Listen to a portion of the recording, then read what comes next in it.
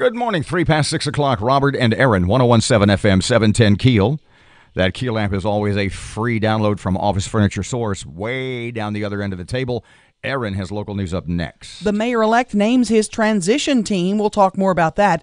We'll get an update on the Bossier fire at First Baptist. And a man rips off a local college to the tune of 400 G's. Matt, there was a story. Just when you think you've heard all the stories about all the times I've been fired, there was another one that I just started to tell Matt that he hasn't heard before. Oh, wow. And there's only 14 of them. I mean, yeah, that's true. You and U-Haul, y'all are like this. Oh, my gosh, not for a long time. Yeah. And hopefully never again. Knock on wood. And I need to know more about this transition team. I saw some familiar names. And some from some Ivy League school on the East Coast. Yeah, starts with an H. Fletcher in sports, traffic, and weather. It's all coming up this hour, and it's here on KEEL.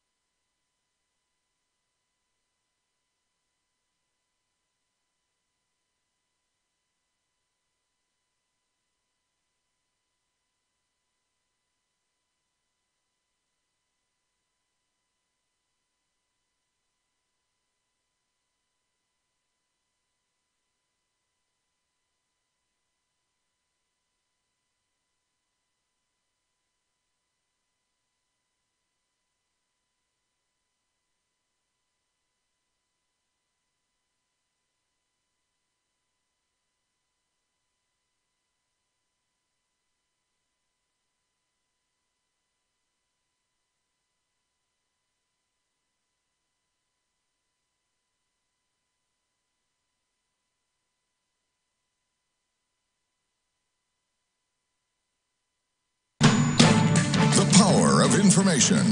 KEEL News now. Mayor-elect Adrian Perkins will take over as mayor December 29th. Ahead of being sworn in, he's announced members of his 15-person transition team. This team includes business leaders, educators, servicemen, and Harvard faculty members. The advisory board will be co-chaired by Tony Williams, the CEO of Global Resource Solutions, and Graham Walker, president of Fiberbond. Perkins says the team will help him hit the ground running day one when he becomes mayor. According to Bossier fire investigators, a backup computer battery possibly started that destructive blaze at First Baptist Bossier. But State Fire Marshal Butch Browning says the investigation is ongoing. Well, the investigation is still very active. I mean, what was found yesterday was some suspicion around that area. There's still a lot of work left to be done to confirm if that is the exact cause. But, UPSs can be a common cause as anything electrical. Browning telling KEEL News this is very tedious work to find out exactly what went wrong. A man's been arrested for allegedly burning his apartment down. Vondrick Cawthorn arrested for intentionally setting his apartment on fire. According to police, the blaze started Thursday morning just after 8 at the Lakeville Townhomes on Richmond Street. Once firefighters arrived, Cawthorn allegedly confessed that he started the fire himself. No one was hurt. Cawthorn was arrested. He's been charged with arson. A man pleads guilty to ripping off local college. Matt Parker with that. DeAndre Fleeks has pled guilty in federal court for his role in a financial aid scheme. Fleeks admits he was paid to complete over 20 federal student aid applications for other students and then take classes for them. According to the prosecutor in the case, the scheme cost Bossier Parish Community College more than $400,000. Fleeks faces up to 5 years in prison. From 101.7 FM and 710 KEEL, I'm Matt Parker. A Shreveport couple's been indicted for tax fraud. Robert and Donna Poimbuff indicted for allegedly hiding income from the IRS and making false statements on tax returns. Louisiana's Secretary of State's office diverted more than $90 grand from computer system improvements to pay its share of a sexual misconduct settlement involving the agency's former leader, Tom Shedler. For the 13th time since 1990, Louisiana ranked 50th in America's health rankings. The state has never been higher than 47. 35 different areas of health are factored in to determine the ranking. Dr. Rhonda Randall with the United Health Foundation says among the areas of concern, Child poverty is at the top, where Louisiana ranks last. The number of children living in poverty stayed the same for this year versus last year in the state of Louisiana, whereas in the rest of the nation it improved. Randall says research also found a high prevalence of frequent mental distress. Federal immigration authorities now confirm a 7-year-old girl who crossed the U.S.-Mexican border with her father last week died after being taken into custody of U.S. Border Patrol agents. Police in Alabama have locked up an 89-year-old woman because she wouldn't clean up the mess outside her small-town appliance store. She got just a day in jail. Her son got 30 days. I'm Erin McCarty on 101.7 FM and 710 KEEL.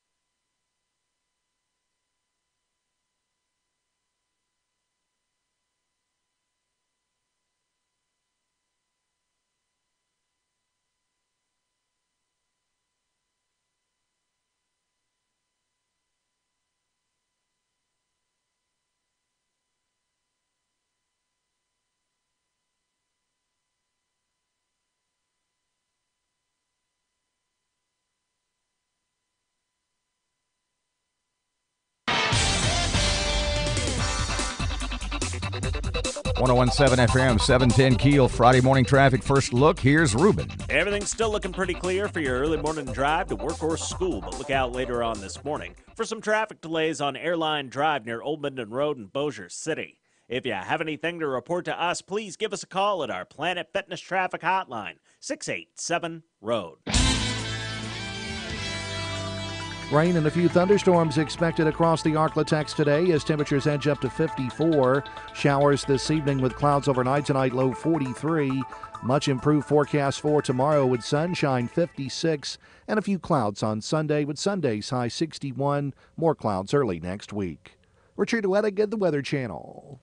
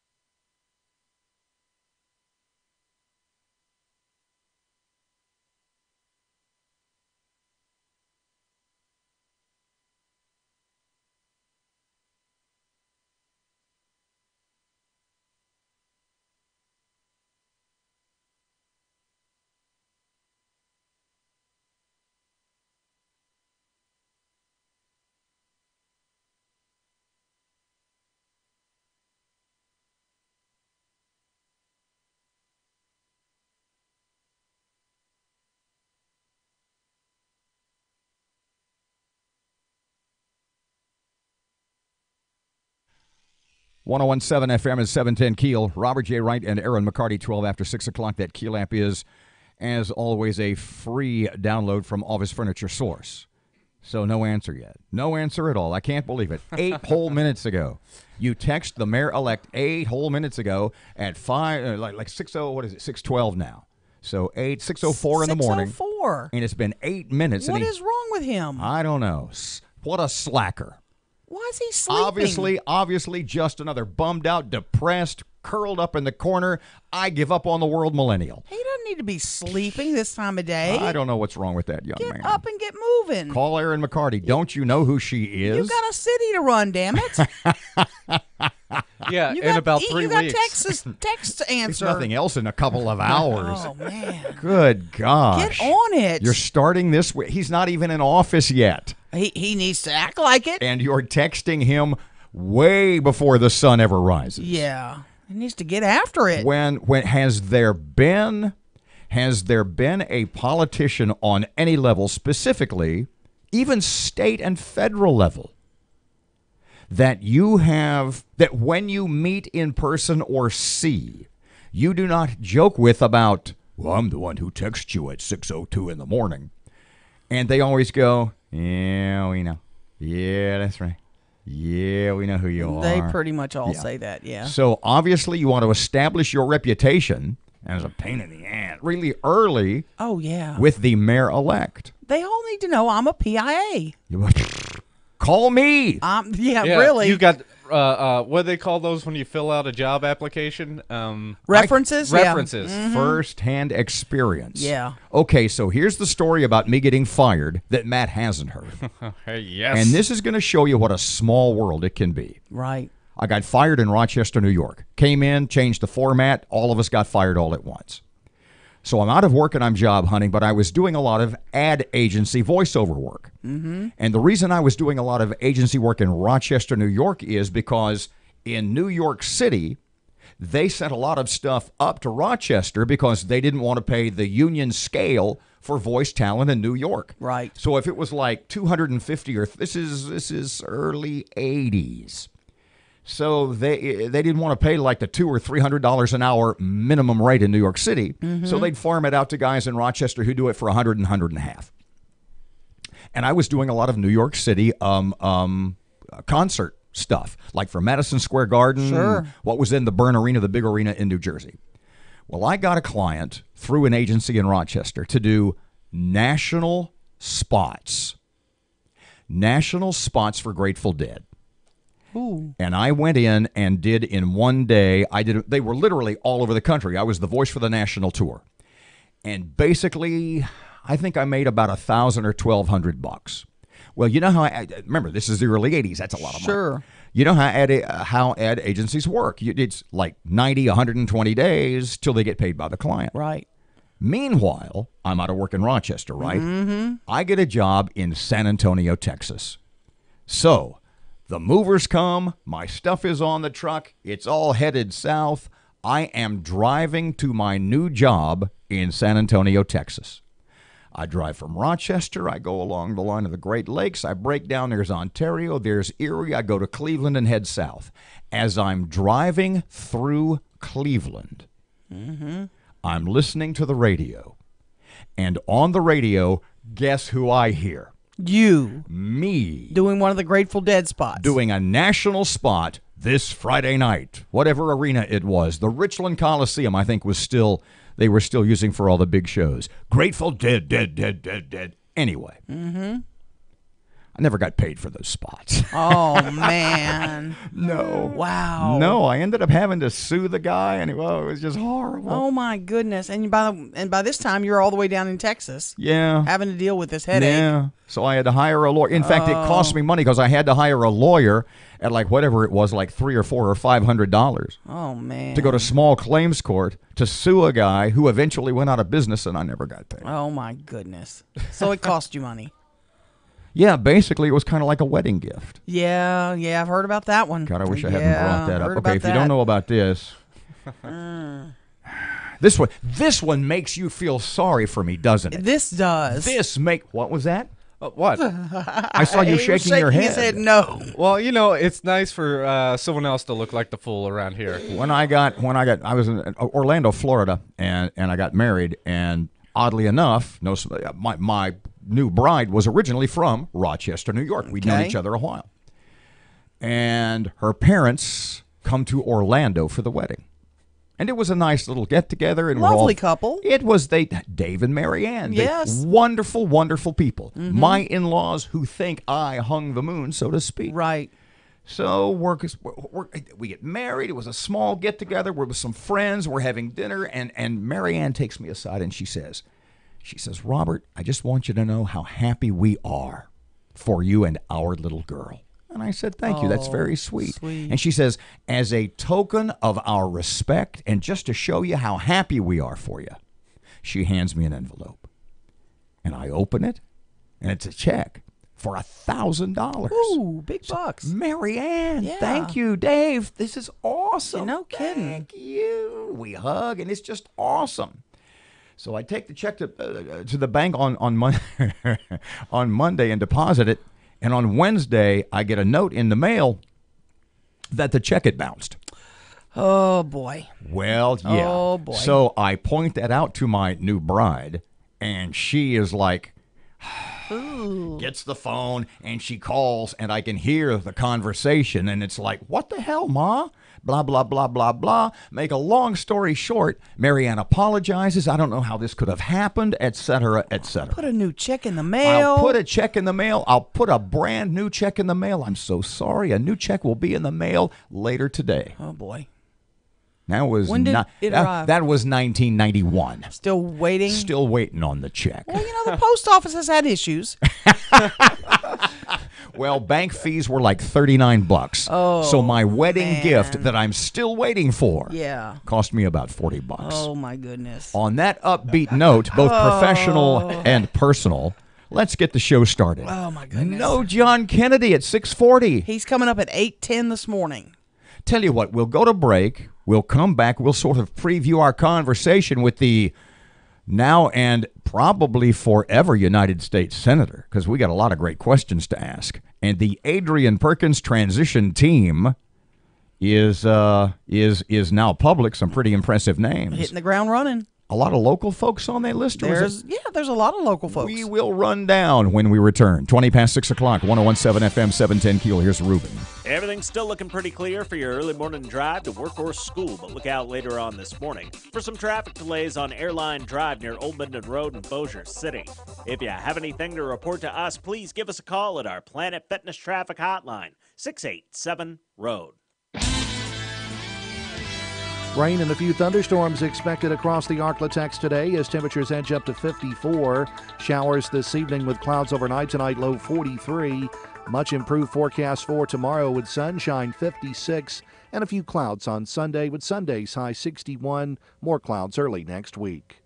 Richard Wettig, the Weather Channel.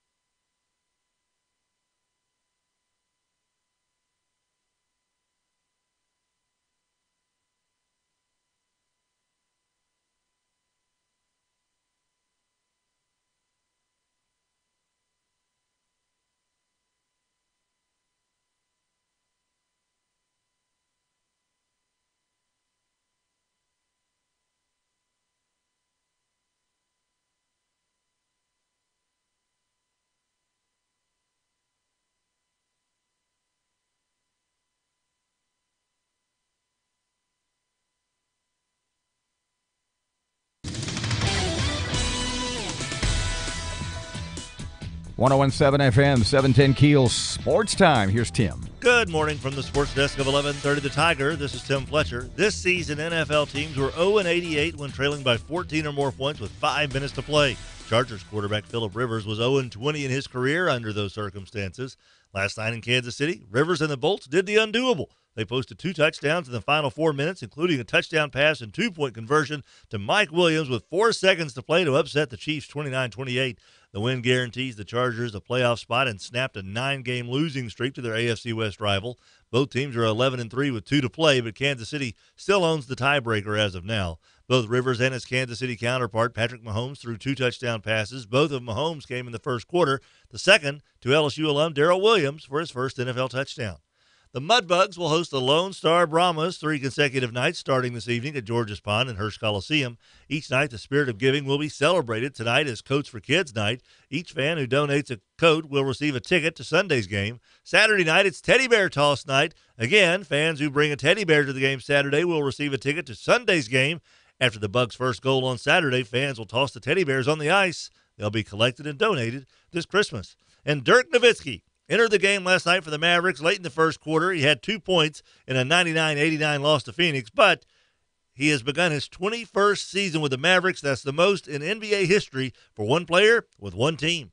From the sports desk of 1130 The Tiger, this is Tim Fletcher.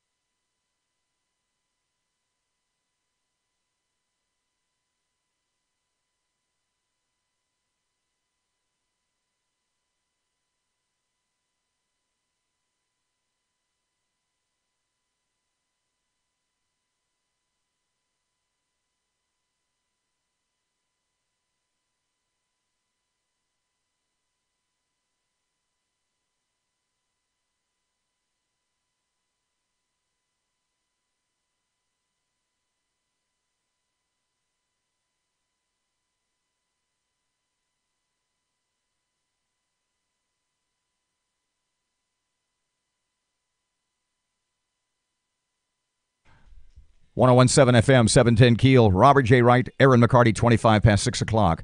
So Mr. John, they rescheduled John Kennedy. Yeah, he's been having late nights is the part of the problem. And so this time of morning is a little bit tough on him. What's he been doing late at night?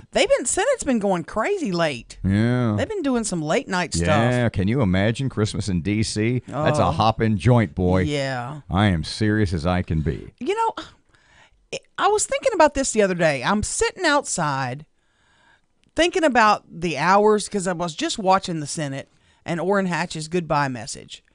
And I thought, if I were a senator, a U.S. senator, I would look at my colleagues on about December 21st or whatever, and I would go, I don't care what y'all are doing. I'm going home for Christmas. So you just be absent from any I Senate would be committee AWOL. meetings? Yeah, would you really? Yes. Miss all the parties? Yes. I want to be home with my family. And these people go on Christmas Eve, they'll be meeting. Yeah. I would tell them, this is ridiculous. Trying to avoid a government shutdown. I'll be like, I'm not interested in that. I want to be home with my family. Because there's about a 98% chance it's going to be a shutdown anyway. Yeah. Okay, I admire them because they get stuck up there in these times when everybody else wants to be with family. Gov shutdown. Yeah. I know he wanted to talk about some justice reform stuff, but I don't know if we're going to get to that. We've got to talk about the government shutdown. First question is obviously, at what point did you decide to not run for governor? Mm-hmm. I mean, how late into that process when you announced on that Monday morning that it was late in the day on Monday, wasn't it, Matt? It was a little bit later in the day. When you announced on that Monday that you were not going to seek the governor's office in Louisiana, how far before that did you decide? And did you really, you okay down there? You're like, I'll be all right. Okay, I don't think so. Turning blue on me. Okay, hold on. Wait. Hold on. I'm going to close my mic too.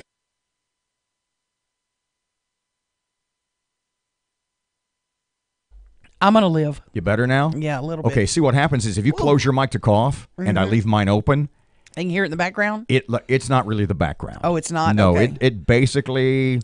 This is going on for too long. Well, whatever happens, don't see a doctor. Yeah, maybe I need to go. So, back to Mr. John.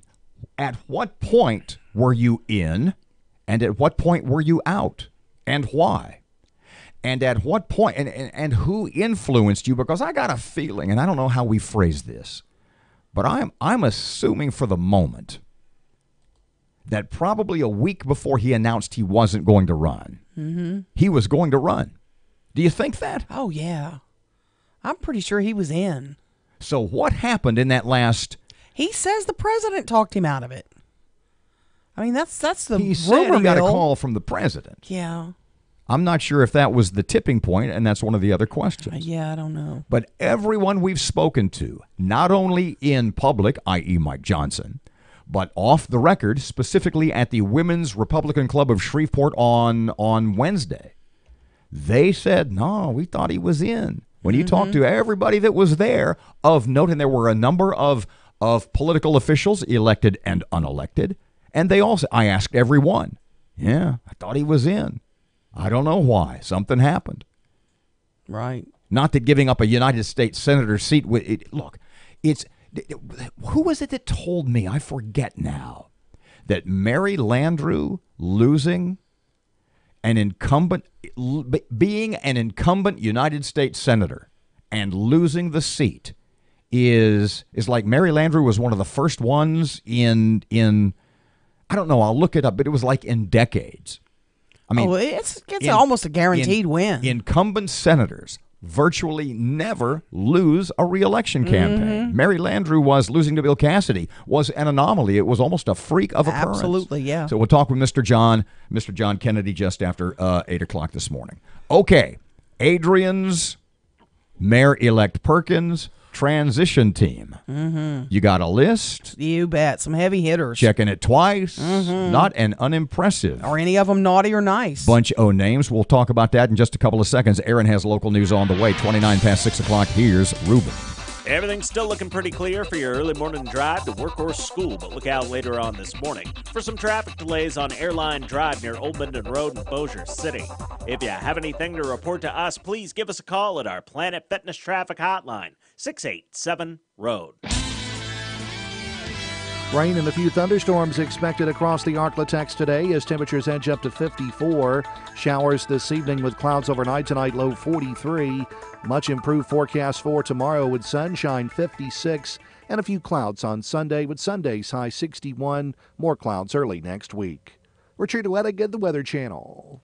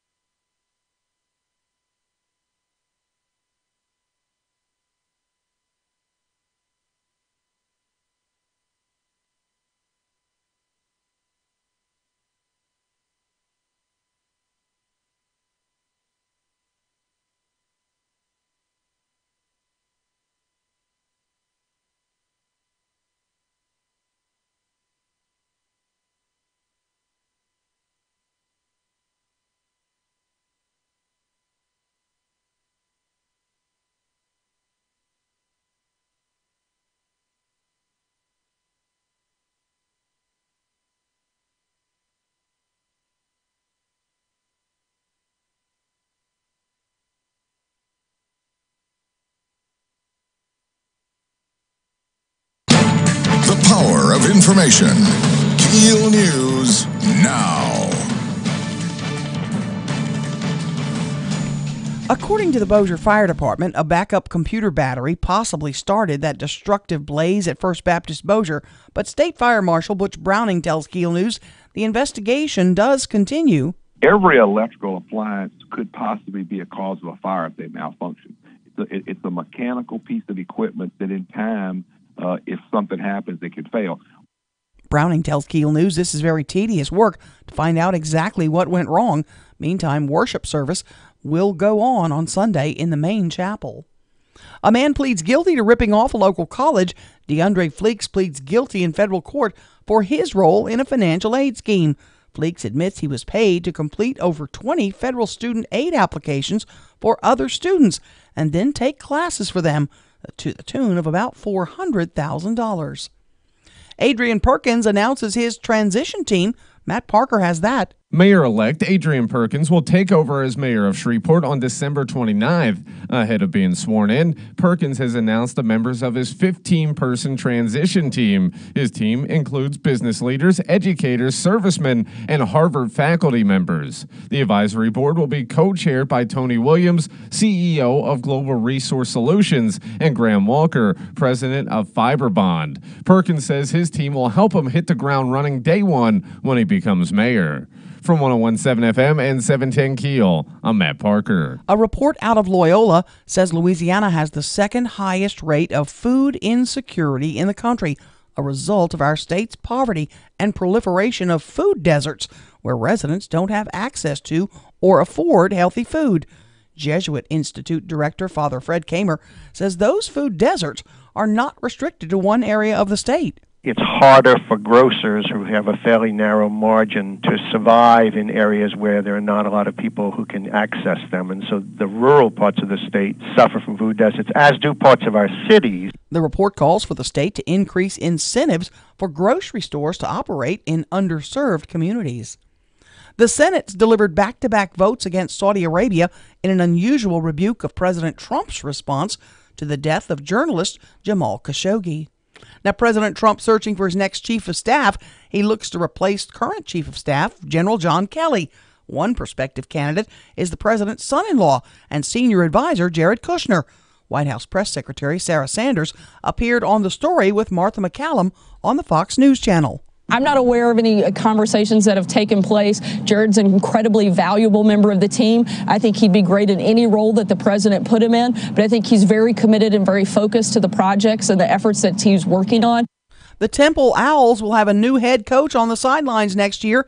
It won't be Ed Foley. Manny Diaz has been introduced as Temple's new coach after serving as Miami's defensive coordinator this season, but Foley will run the team against Duke in the Independence Bowl. I'm Erin McCarty on 101.7 FM and 710 KEEL.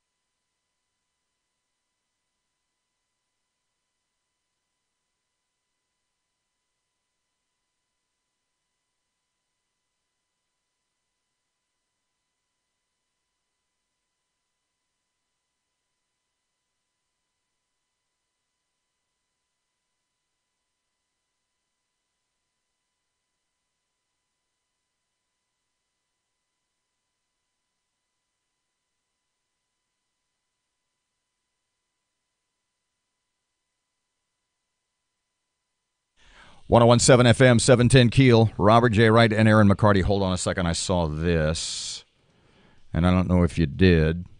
Texas could soon raise smoking age to 21. Did you see that? I saw. A group called Texas 21 is trying to raise the smoking age in Texas to 21 years of age. The group is made up of many different groups, including UT Tyler, UT Health, Christus Health, and many other health organizations. The idea, blah, blah, blah. According to Texas 21, 95% of smokers started before they were 21 years old. What were you, like 8?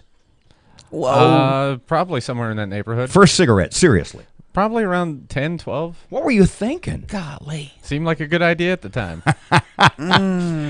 What year did you graduate high school? Serious question. This is 79. Okay, I graduated high school in 1970. You graduated high school in what year? 04, 05? Okay. 05. At your high school, In 79 you graduated? Yeah. Was there a designated smoking area for students? No. No, we were not allowed. Or was it mine? Really? Mm-hmm. Wow. Yeah. Man, I did not know When that. I started Jesuit High School we moved here midterm of my freshman year, so January of 1967. There was a designated smoking area for students. Good night. When I graduated in spring of 1970, we had a senior lounge, and you could smoke in the senior lounge. Oh, my gosh. It was 1970. What the hell? That seems insane to you now. Insane, That seems yeah. insane to you now, Insane. doesn't it? When you graduated high school, what was it, Baton Rouge High? Baton Rouge Magnet High, yeah. What? She always throws in that magnet like it matters. Like it it was matters. special. Yeah. It was special. Like I got in at the last minute. What percentage of your senior class smoked? Because I would say probably the interesting. Go ahead. I'm sorry. Not many. Really? A lot of them smoked weed. Was there a cultural shift in tobacco between, say, 1970 and 1980? There kind of was. Yeah, there was. Yeah. The point I'm making is that not only probably did, because understand, I've never smoked in my life because both my parents did. Mm-hmm. I never saw one other student smoke on campus. The thing except weed. When I graduated high school, not only probably did 50 to 60% of the guys in my senior class smoke. The amazing thing to me was the number of athletes on both the basketball and football teams who, as soon as they completed their senior seasons and eligibility was done, right, who started smoking. That's odd to me. Isn't that That's crazy? so crazy. 639, 1017 FM, 710 Keel, traffic and weather coming up right now. Here's Friday morning stuff from Ruben. Everything's still looking pretty clear for your early morning drive to work or school, but look out later on this morning for some traffic delays on Airline Drive near Old Minden Road in Bossier City. If you have anything to report to us, please give us a call at our Planet Fitness Traffic Hotline, 687-ROAD. Rain and a few thunderstorms expected across the Arklatex today as temperatures edge up to 54. Showers this evening with clouds overnight tonight, low 43. Much improved forecast for tomorrow with sunshine, 56, and a few clouds on Sunday with Sunday's high 61. More clouds early next week. Richard Wettig at the Weather Channel.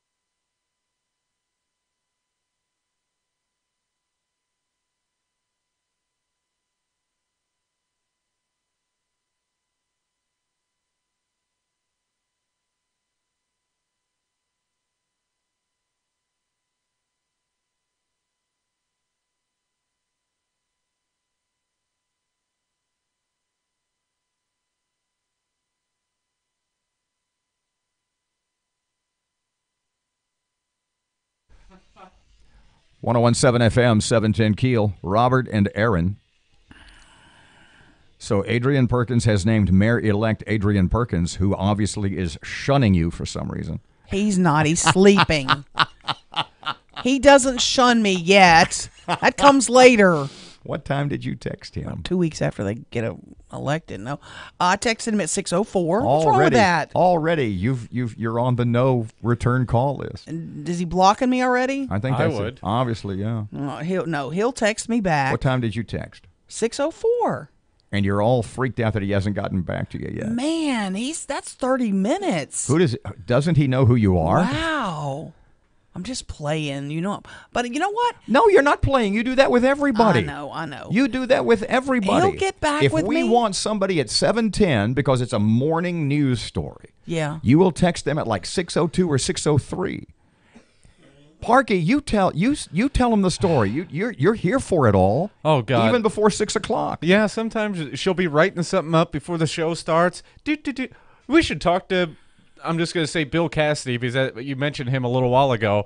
So it's he's got a person. I'm just gonna call him directly and call his cell phone at 5 o'clock in the morning. He's on Eastern time zone. He's up. Then you come up with excuses for why they should be up and going.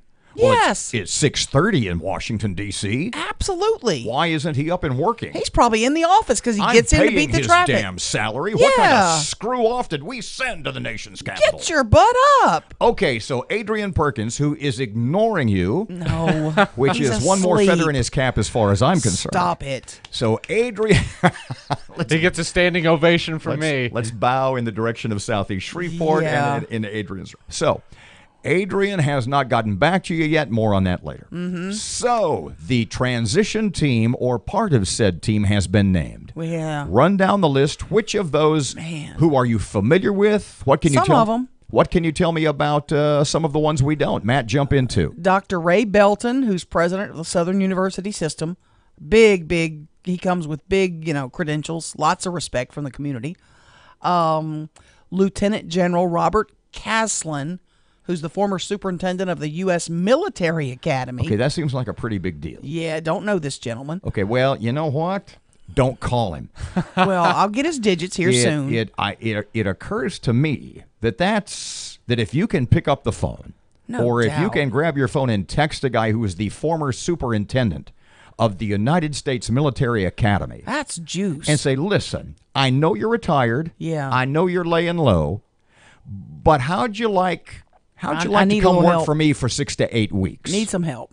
And he goes, okay. I'll help you out. The former superintendent of the United States Military Academy, whatever he happens to be doing, whoever else he happens to be consulting, He's put it on hold. whatever speaking gigs he has lined up. Yep. He's putting those on the back burner for the guy who won't return your phone call.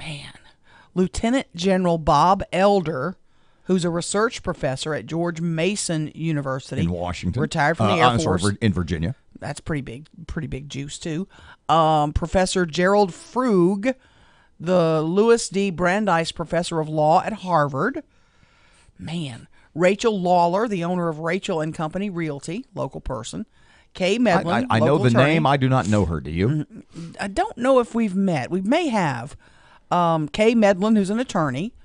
This one kind of is intriguing. I think this appointment's just for me. Just for me. Who is that? It's Elliot Rogers, who is the Senior Vice President of Logistics at Ulta Beauty. Because Shreveport needs more makeup. I need more makeup. Well, that's without saying. I doubt that's the reason he was appointed. Maybe not. Maybe Probably not. not. That's intriguing. It's the street Must just be buds. It's the street beautification program. We're Oh, going is to that put it? more mascara on the sidewalks. More lipstick on our pigs? Yeah. Wow. Dr. Navdeep Samra, Perfectly pronounced. who is a professor and program director in the Department of General Surgery at LSU Health Shreveport, which I guess is Ox. I don't know if they've changed that name to. Tangela Sylvie, principal at Cherokee Park Elementary School, very well-respected educator. Shante Wells, local attorney. Dr. Cheryl White, I do know, associate professor of history at LSUS. And another She's attorney. really involved with St. John's stuff. Yeah, with a lot of church stuff. Big in historical stuff. She knows a lot about history. when St. John Bartman's did the Man in the Shroud of Turin series. I know that she does a lot of speaking on things like that. And another attorney, Joshua Williams, is also on the committee. They're going to begin work in January, and they're going to be starting to put applications of jobs online soon.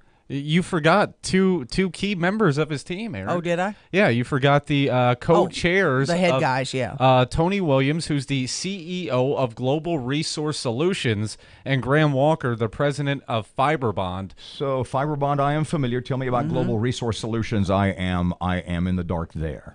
Is that the one? One of these companies is like one of the biggest private contractors for the federal government. Ooh, big. Some pretty. Oh big. yeah, that would be Global Resource Solutions. They provide. Their focus is on the United States Intelligence Service. So Wow. there you go. Kind of a big deal. Man, That's a lot of big, high-powered people. And, I was thinking the other day, because when he came out of the meeting with Mayor Tyler, he said, he presented his list of needs in terms of information needs. And I wondered about how much that's going to be. How deep do you go? I mean, you want to know all the department heads. I guess you want to know their salaries. I guess you want the budget. What else do you want? I believe. Do I The look mayor's like anybody who's staff? ever been in charge of anything in his life? You want to know the full mayoral staff, I guess. Honestly, I have spent my entire professional career avoiding being in charge. I'm not much of a joiner. You know me. So. Yeah. So, I know he wants to know all the members of the committees, the various boards and committees in the city, whether or not, how long their terms are and all that stuff. Because I asked him to fire me, right away. Yeah, so did we. I've got a petition, as a matter of fact. I know. I'm anticipating that letter any day now. Oh, please. FYI. Yeah, we'll go party after. Yeah. So, there's a bunch of One those. of Mayor Tyler's biggest errors. That's the reason. Could I be the reason? No, I'm just playing. The reason she lost was putting you on the A&E committee? Yeah. I think. We haven't had a meeting in a while. I'm surprised Adrian didn't run a commercial highlighting you as one of the biggest flaws. Why has he not texted me back now? We're now going on 40 minutes. I don't know. Who the hell? What is wrong with him? Who does he think he is? Man, I'm going to rattle his cage. 649. You already have. Oh, have I? 649. No, but I don't want you texting again. So far, he and I are on good terms. I'd like to keep it. Oh, are that you? way. Okay. Lost a lot of friends through association. Yeah. 649, 1017 FM, 710 Keel. Senator John Kennedy joining us just past 8 o'clock this morning. John, what the hell? Why aren't you going to be governor of Louisiana? That basically sums up the conversation, right? Mm-hmm. Meantime, here's Ruben traffic update. Everything's still looking pretty clear for your early morning drive to work or school, but look out later on this morning for some traffic delays on Airline Drive near Old Minden Road in Bossier City. If you have anything to report to us, please give us a call at our Planet Fitness Traffic Hotline, 687-ROAD. Rain and a few thunderstorms expected across the Arklatex today as temperatures edge up to 54. Showers this evening with clouds overnight tonight, low 43. Much improved forecast for tomorrow with sunshine, 56, and a few clouds on Sunday with Sunday's high 61. More clouds early next week. Richard Wettig at the Weather Channel.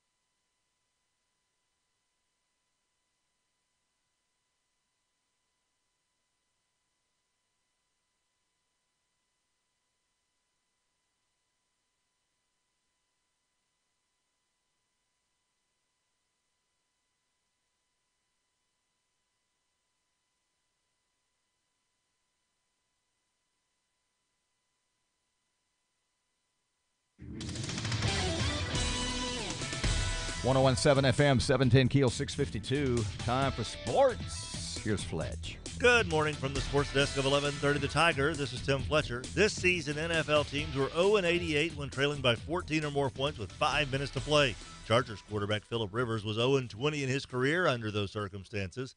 Last night in Kansas City, Rivers and the Bolts did the undoable. They posted 2 touchdowns in the final 4 minutes, including a touchdown pass and 2-point conversion to Mike Williams with 4 seconds to play to upset the Chiefs 29-28.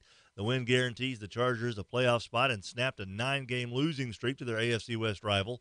Both teams are 11-3 with 2 to play, but Kansas City still owns the tiebreaker as of now. Both Rivers and his Kansas City counterpart, Patrick Mahomes, threw 2 touchdown passes. Both of Mahomes came in the first quarter. The second to LSU alum Darrell Williams for his first NFL touchdown. The Mudbugs will host the Lone Star Brahmas 3 consecutive nights starting this evening at George's Pond and Hirsch Coliseum. Each night, the spirit of giving will be celebrated. Tonight is Coats for Kids night. Each fan who donates a coat will receive a ticket to Sunday's game. Saturday night, it's Teddy Bear Toss night. Again, fans who bring a teddy bear to the game Saturday will receive a ticket to Sunday's game. After the Bugs' first goal on Saturday, fans will toss the teddy bears on the ice. They'll be collected and donated this Christmas. And Dirk Nowitzki entered the game last night for the Mavericks late in the first quarter. He had 2 points in a 99-89 loss to Phoenix, but he has begun his 21st season with the Mavericks. That's the most in NBA history for one player with one team. From the sports desk of 1130 The Tiger, this is Tim Fletcher.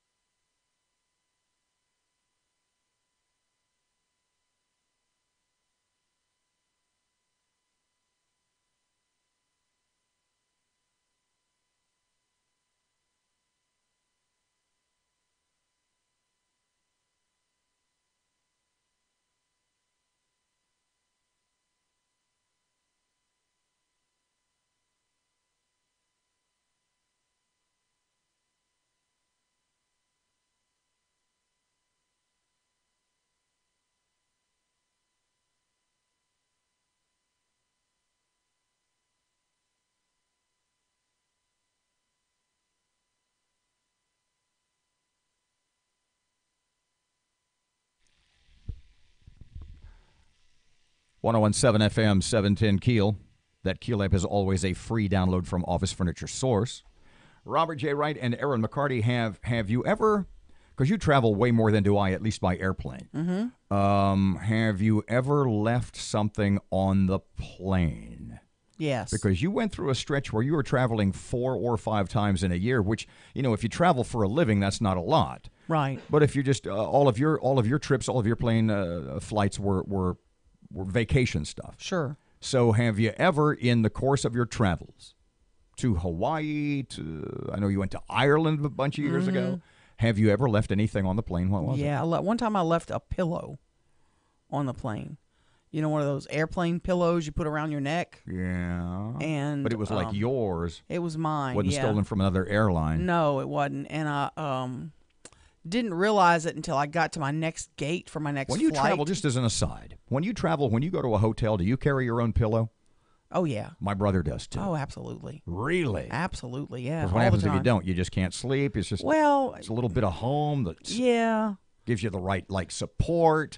Yeah, the right support. You need the smell. Most of the time, I don't even have to use it, but I bring it just in case their pillows are not right. Gotcha. But I never did get that pillow back. So the only thing you've ever really left behind on an airplane was a pillow, which is easily replaceable. Something you could get at Bed Bath & Beyond or whatever for a couple of bucks. I left a lot of stuff behind with TSA. Coming up just after they seized. Coming up just after 7 o'clock, we will tell you about something that someone left on a plane. That was, what was that old the ESPN football thing? You got one job. Yeah. Wait until I tell you what this guy left behind. This is incredible. 656, 101.7 FM, 710 KEEL. Here's Rush. The incoming Attorney General, state of New York, is Letitia James. She's a Democrat, and she has announced her agenda. It's get Trump. That's right, my friends. When she takes office in January, Letitia James says that she's going to immediately launch an exhaustive investigation into Donald Trump and his private business dealings. She says that she's going to examine anything she can find from Trump's life, from as far back as she can find. She says everything in Trump's real estate holdings and his dubious tax schemes are fair game. She's also going to investigate everybody that's ever been in Trump's orbit.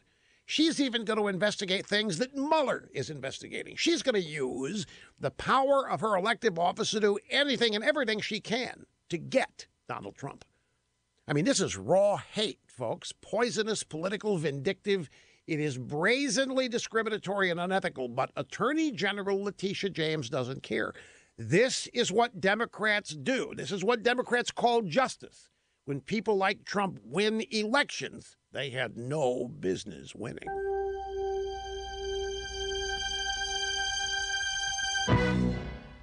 Hey guys, how's your game going? If you know what I mean. A lot of you know me, but you may not know my name.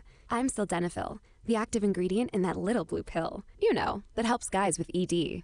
I'm really super excited to tell you I've moved into a generic pill that you can get at forhims.com. Gosh, guys, everybody wants to perform their best, but not everyone could afford me. I mean, in that little blue pill.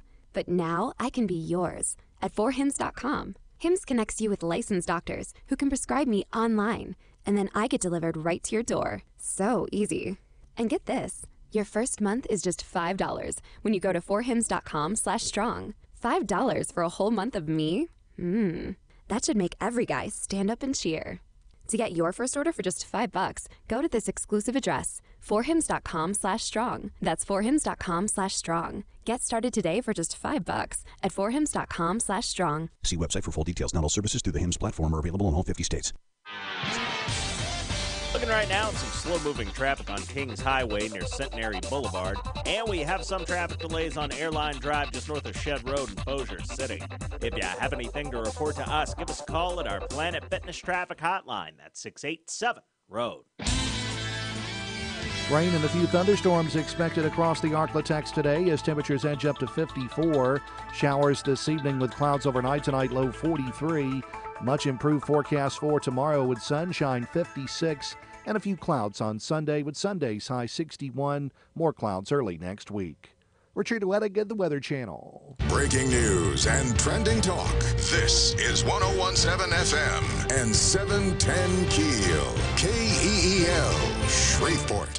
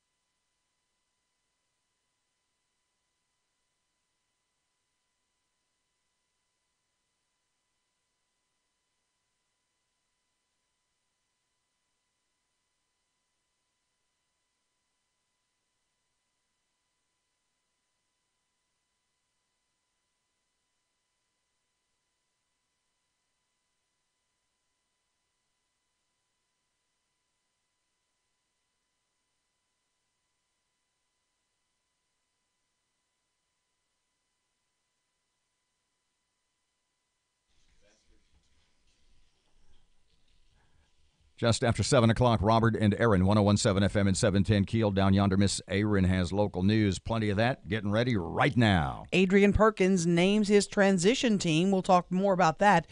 A guy is accused of ripping off a local college to the tune of $400,000, and a local couple in big trouble with the IRS. So since Kennedy's not going to run for governor, since Jeff Landry's not in, since there's really no Republican candidate who's a statewide name, does that improve John Bell's chances of a second term? There are experts who say, no, we will investigate. Oh, yeah, and what the guy left on the plane. Just wait till you hear. Unbelievable. Fletcher in sports and traffic and weather, and it's all coming up this hour, and it's right here on Keel.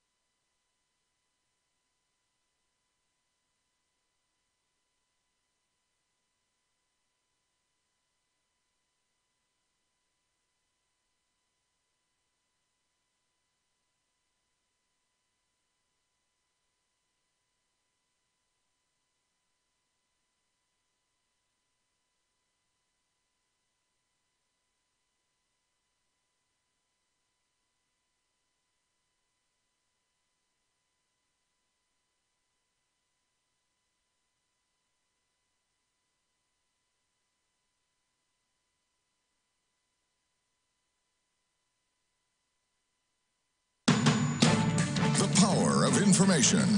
KEEL News now. Mayor-elect Adrian Perkins will take over as mayor December 29th. Ahead of being sworn in, he's announced members of his 15-person transition team. The team includes business leaders, educators, servicemen, and Harvard faculty members. The advisory board will be co-chaired by Tony Williams, the CEO of Global Resource Solutions, and Graham Walker, president of Fiberbond. Perkins says the team will help him hit the ground running day one when he becomes mayor. According to Bossier fire investigators, a backup computer battery possibly started that destructive blaze at First Baptist Bossier.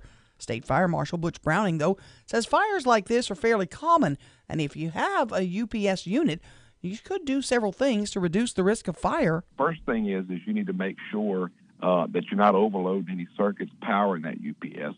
Secondly, make sure it's operate within manufacturer specifications. Browning telling KEEL News the investigation into the blaze continues. A local man arrested for allegedly burning his own apartment down. Matt Parker with that.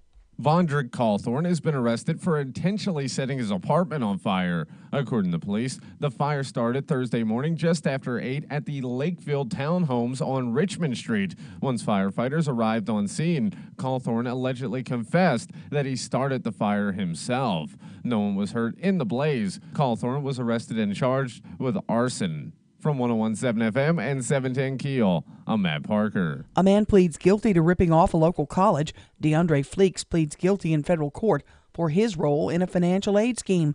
Fleeks admits he was paid to complete over 20 federal student aid applications for other students and then take classes for them. According to prosecutors, the scheme cost Bossier Parish Community College more than $400,000. For the 13th time since 1990, Louisiana ranked number 50 in America's health rankings. The state's never been higher than 47. 35 different areas of health are factored in. Dr. Rhonda Randall with the United Health Foundation says the research also found a high prevalence of frequent mental distress. In this survey, they're saying that 14 or more days a month they have frequent mental distress. And in Louisiana, you're ranked 47th in the nation for that measure. Randall adds there was some areas with encouraging numbers, including Louisiana's immunization rates. President Trump has criticized General Motors for closing multiple plants and moving facilities outside of the U.S. after cutting nearly 14,000 jobs over 3 states. To tell me a couple of weeks before Christmas that she's going to close in Ohio and Michigan, not acceptable to me. And she's either going to open fast or somebody else is going to go in, but General Motors is not going to be treated well. GM said in November it would shut 5 plants in the U.S. and 1 in Canada in an attempt to cut costs. Saudi Arabia announcing they will be limiting shipments of oil to the United States. Jeff Flock with a closer look. The bulls stampeding in the oil market here today at the CME in Chicago. Oil up $1.43 a barrel to $52.58 at the close. That's a gain of almost 3%. The reason? Saudi Arabia announcing that it will limit shipments of oil from Saudi Arabia to the U.S. Phil Flynn of the Price Futures Group. Why are they doing this? The Saudis have been upset with President Trump. He promised them that he was going to cut off sales of Iranian oil, and he pulled out at the last minute, and it cost the Saudis billions of dollars. I'm Jeff Flock, Fox News. It's happened again, this time in New Jersey. Some deep-pocketed soul has paid off the layaway items set aside by some residents for Christmas. The Walmart Supercenter in Potacon Township says an anonymous Secret Santa settled all the store's remaining layaways. I'm Erin McCarty on 101.7 FM and 710 KEEL.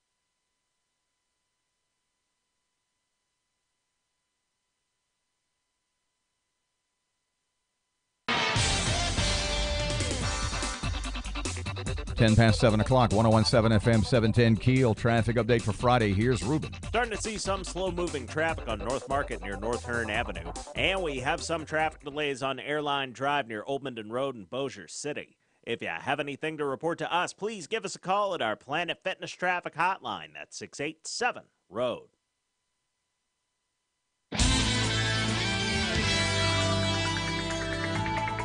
Rain and a few thunderstorms expected across the Arklatex today as temperatures edge up to 54. Showers this evening with clouds overnight tonight, low 43. Much improved forecast for tomorrow with sunshine, 56, and a few clouds on Sunday with Sunday's high 61. More clouds early next week. Richard Wettig, the Weather Channel.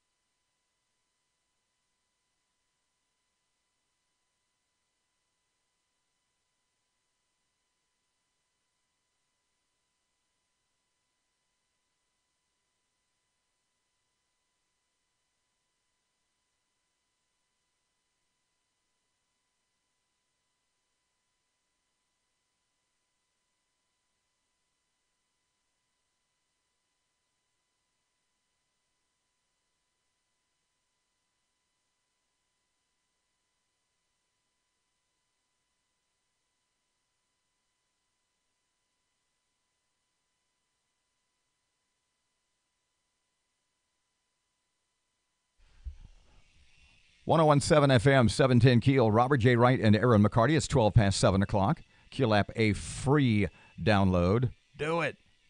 Like my voice is so hypnotic. Do it. Do it. Do it. Thank you very much. Office Furniture Source. What are you working on? I'm looking at that thing that was left on a plane.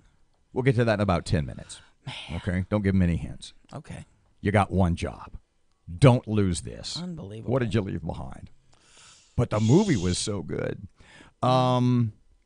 Because, well, in just about an hour, we will be talking with United States Senator John Kennedy. Mm-hmm. And obviously the first question is, dude, why not? Why aren't you running for governor? What the hell happened? Everybody was banking on you. Everybody was if there was a line up on the board, on the odds makers board in Las Vegas that said John Kennedy runs for governor of Louisiana. And what kind of odds do you think you could have gotten leading about 2 weeks before? You go into the casino, you say, I want to bet $50,000 Kennedy says no. What kind of odds? You could have walked out of there a millionaire. You could have walked out of there literally set for life. That's how certain the people across this state, that elected officials from virtually every level across the state of Louisiana would have said, yeah. Oh, he's in. And then he didn't. Changed his mind. So obviously when we talk to Mr. John in about an hour, the first question is, at what point did you make the decision? Obviously a difficult one. The word agonized was the term used by John. At what point did you make the decision, and what was the tipping point? Because I don't know if he'll admit it. I don't know if he'll say it. I don't know how you'd phrase it. How do you ask? How would you ask him? There's about 5 days before you said no. Everybody thought you were going to say yes. Oh, and even he was saying... Was everybody wrong? See, how do we bring that up? Because we've been told by people off the record. I mean, we can talk about it, but we can't name names. That said within a week of his saying that he wasn't going to run, within 5 or 4, within days of the Kennedy announcement that he was going to balk, that he was going to pass at running for governor of Louisiana, that he was telling people that he was. Right. So what happened? What changed? What kind of pressure must have been exerted? And I don't mean that in a bad way.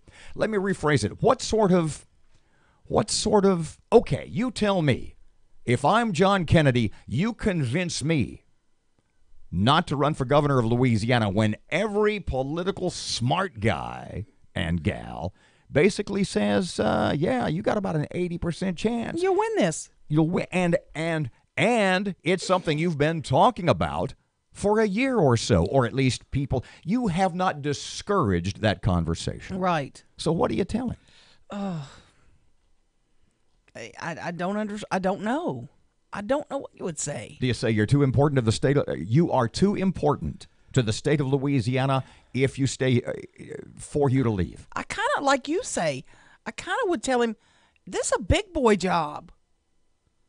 It's very influential. He was listed by, I don't know what news service it was, but we see him on CNN all the time as the most quotable member of the United States Senate. Absolutely. He is the guy that at this point... He's their poster boy. He's the Republican that walks into the lion's den, takes on the enemy, and bats them around as though they're small children playing against a grown man. And they have him back to do it again because he does it in such a ratings-friendly way.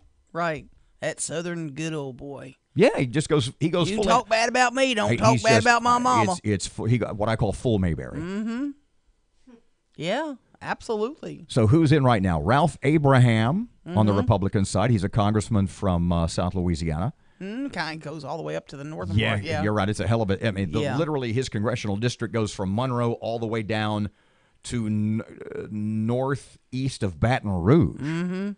And Eddie Risponi. Risponi from Baton Rouge businessman. He's a Baton Rouge area contractor. Right. Now, here's the John Bell story I found. You ready? Yeah. New research poll results show weakness of John Bell Edwards' re-election prospects. I bring this up because with the Republican field being, is it fair to say, a little weakened, or at least seemingly so? Oh, yeah. That all the John Bell backers are, he's the reason Kennedy didn't get in, the reason that Jeff Landry didn't get into the race is because they knew he's too tough to beat. In fact, we heard the phrase, we heard the line, how many times from how many people who are John Bell backers? All the smart Republican money. The reason Kennedy, we heard this.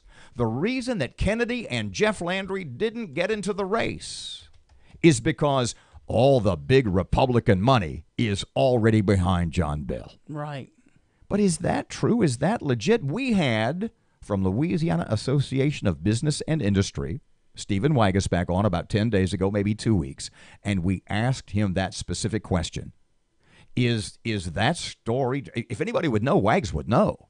If anybody would have their finger on the pulse of, let's be blunt, political money in Louisiana, it's going to be Stephen Wagas back from LABI. And that was that was the question.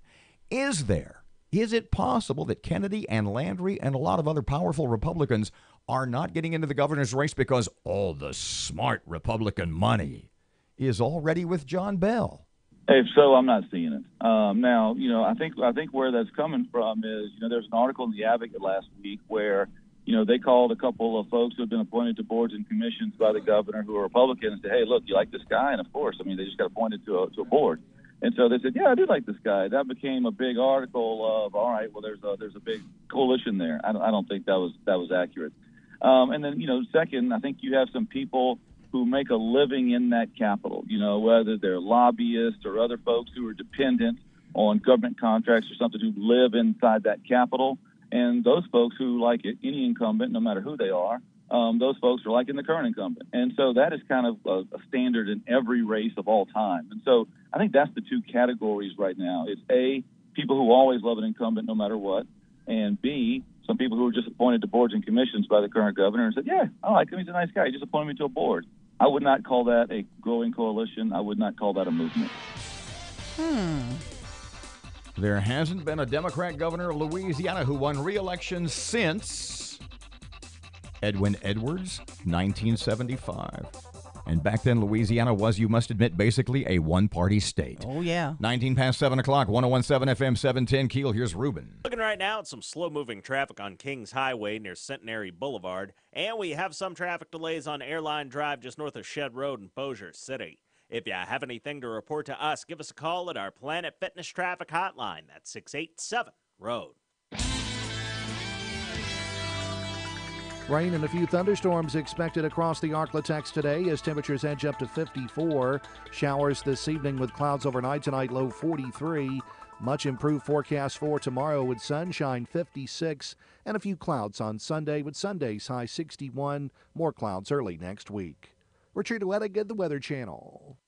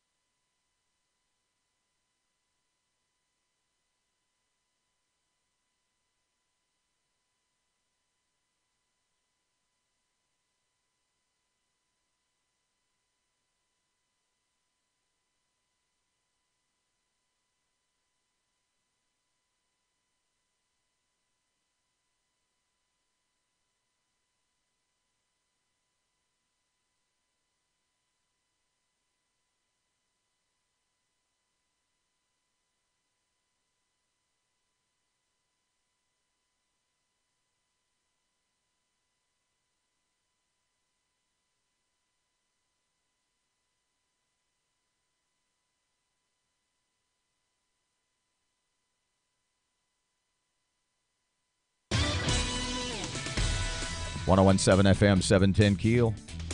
Sports update. Here's Tim. Good morning from the sports desk of 1130 The Tiger. This is Tim Fletcher. This season, NFL teams were 0-88 when trailing by 14 or more points with 5 minutes to play. Chargers quarterback Phillip Rivers was 0-20 in his career under those circumstances. Last night in Kansas City, Rivers and the Bolts did the undoable. They posted 2 touchdowns in the final 4 minutes, including a touchdown pass and 2-point conversion to Mike Williams with 4 seconds to play to upset the Chiefs 29-28. The win guarantees the Chargers a playoff spot and snapped a 9-game losing streak to their AFC West rival. Both teams are 11-3 with 2 to play, but Kansas City still owns the tiebreaker as of now.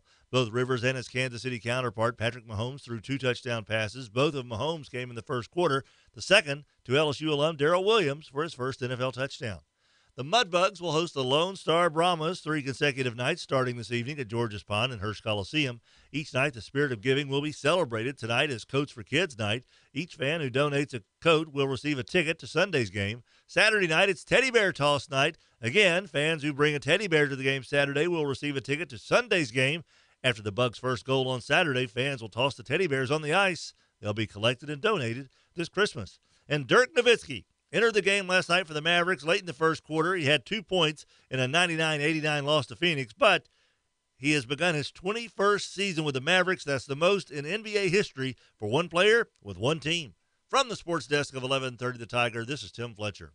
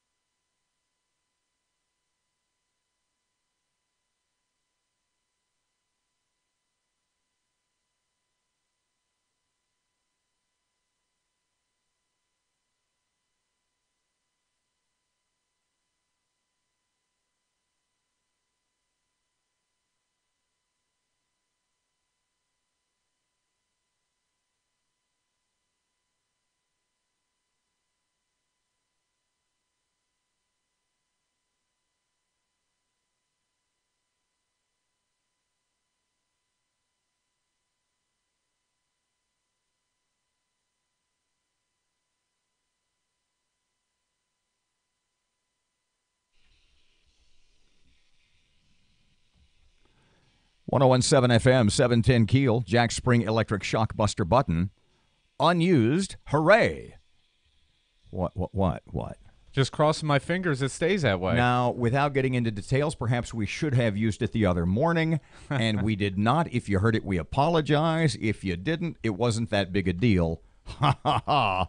Except to our bosses. Jack Spring Electric Shockbuster button. Look who's silent. Look who's not saying a word now. Not saying a thing. Sitting down there, quiet, wrapped in her own guilt and shame. Quiet as a church mouse over here. Okay. And you know the story I'm getting ready to talk about. Mm-hmm. If this were someone who worked for you, would they still be working for you? If this person worked for you and they left on the airplane what they left on the airplane. Oh, no. Toast. Fired. Don't even show up. Parky, is there any way that the person in question could have explained this away? And unless they were a family member, you would have fired him in a heartbeat. It'd have to be one hell of an excuse, because I can't think of one reason that this could have even occurred. What did you leave on the plane one time? A pillow? A pillow. A little neck pillow. You left a little neck pillow on on an airplane. Oops. Anything at all over on your side? Like maybe a magazine or something, but nothing major. Man. This is the worst I've ever heard. Human heart left on Southwest flight, nonetheless delivered on time. So there was somebody on a plane. What's that old ESPN bit that Keyshawn Johnson and Chris Berman and all of them used to do? You had one job. You had one job. Don't lose the heart. It's got its own seat. It's in an ice chest. Don't lose the heart. How do you get off that plane without that? A human. Unbelievable. Can you imagine? You get to the cab and you've got your coat. Oh my God, I forgot the heart. Holy crap. I forgot Unbelievable. the heart. Rut-row. The human heart left on board a recent Southwest Airlines flight from Seattle was fortunately not assigned to a specific patient. That according to the Sierra Donor Service. Oh, saving grace there. Like a mishandled bag. Oh my gosh. What'd you put in the overhead compartment or something? The human organ was mistakenly left behind on a connecting flight. Oh, wow. In Seattle, causing the Dallas-bound flight to turn around. So they left it on plane and 1. And the plane took off. Left it on plane 1, got on plane 2. And then realized they left it? Heart guy. Oh, my word. Or as he might be termed now, former heart guy. Yeah, unemployed guy. The heart was en route to an area hospital for future surgical procedures. Holy moly. Southwest described the Sunday evening incident referring to the transplant organ as a life-critical cargo shipment. No kidding. Wow. Golly. You're a manager. Is there any explanation that this heart delivery guy, could save his job? You got one job. If he told me he thought he was having a heart attack and had to rush off the plane because he thought he was dying. That makes it worse. He had to get out because he had to go get medical attention. That makes it worse. You think you're having a heart attack and you've got a heart in your bag? Yeah. Yes. I think the only thing this guy could do for me to save his job if I was his manager is sign a piece of paper guaranteeing me that I get his heart when he dies. 29 past 7 o'clock, 101.7 FM, 710 Keel. Yes, you're pointing. John Settle's going to join us in just a few minutes because you want to talk about the downtown crowd. He made a couple of references that I thought were sort of vague in his most recent online column, and I just want him to clarify. So, yes, I got a couple of questions. All right. 29 past 7 o'clock, 101.7 FM, 710 Keel. Ruben's here, traffic update just ahead of local news. The intersection at Greenwood Road and Hearn Avenue is dealing with some slow-moving traffic right now, and we have some traffic delays on Barksdale Boulevard near Hamilton Road in Bossier City. If you have anything to report to us, please give us a call at our Planet Fitness Traffic Hotline, 687-ROAD. Rain and a few thunderstorms expected across the Arklatex today as temperatures edge up to 54. Showers this evening with clouds overnight tonight, low 43. Much improved forecast for tomorrow with sunshine, 56. And a few clouds on Sunday with Sunday's high 61. More clouds early next week. Richard Wettig, the Weather Channel.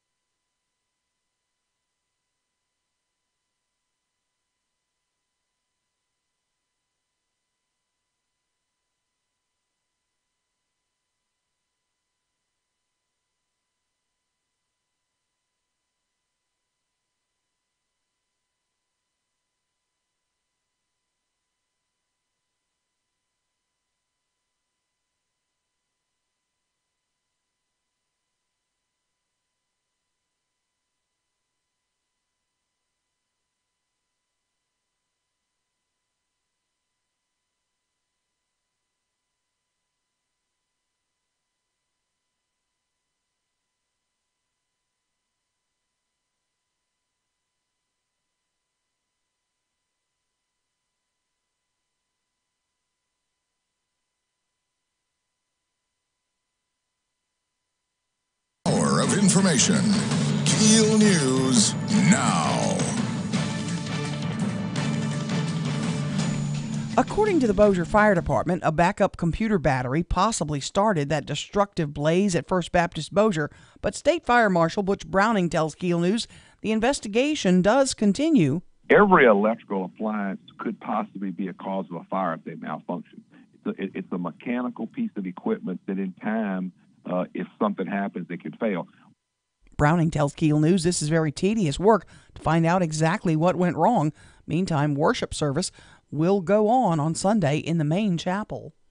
A man pleads guilty to ripping off a local college. DeAndre Fleeks pleads guilty in federal court for his role in a financial aid scheme. Fleeks admits he was paid to complete over 20 federal student aid applications for other students and then take classes for them to the tune of about $400,000. Adrian Perkins announces his transition team.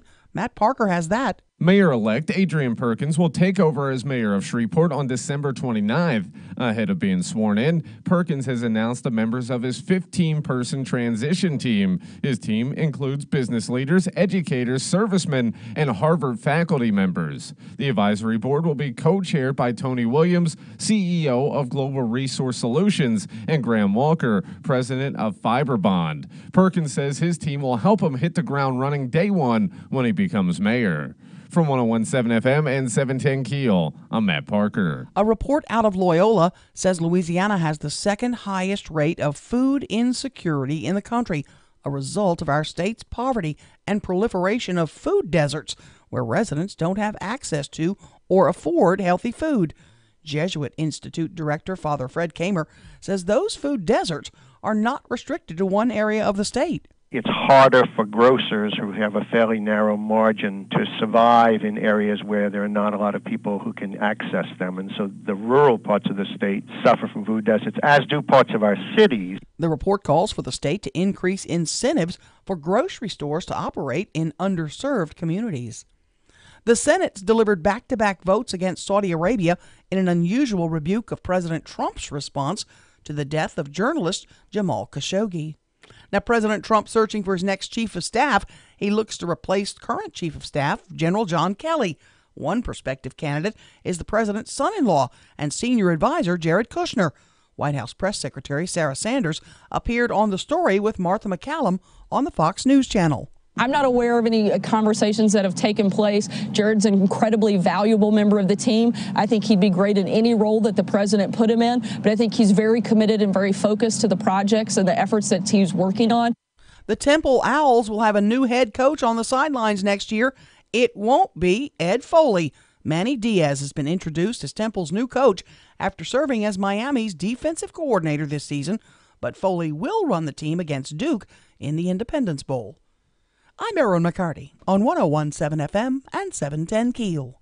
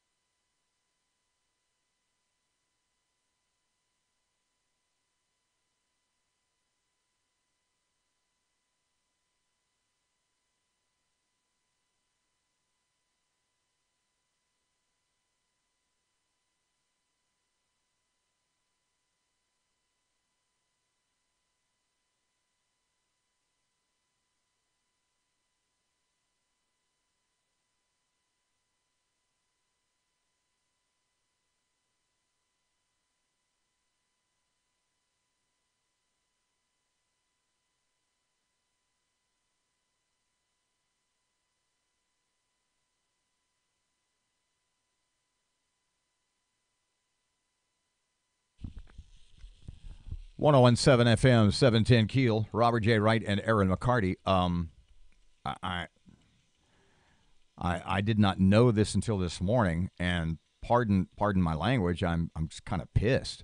Why? Ed Foley, our boy Ed, I know, is not going to get. He's the interim head football coach at Temple, coming to Shreveport for the Independence Bowl, Walk-On's Independence Bowl. Yeah. And he's like awesome. It's a great interview. He gave a speech at the team introduction dinner the other night. What was it, Tuesday night, I think it was. Praising Shreveport and how excited he was to be here. Do we still have that? Is it going to take you a long time? Oh, man, he's just incredible. 5-3, it's in bits, 53969, and I don't know what cut number.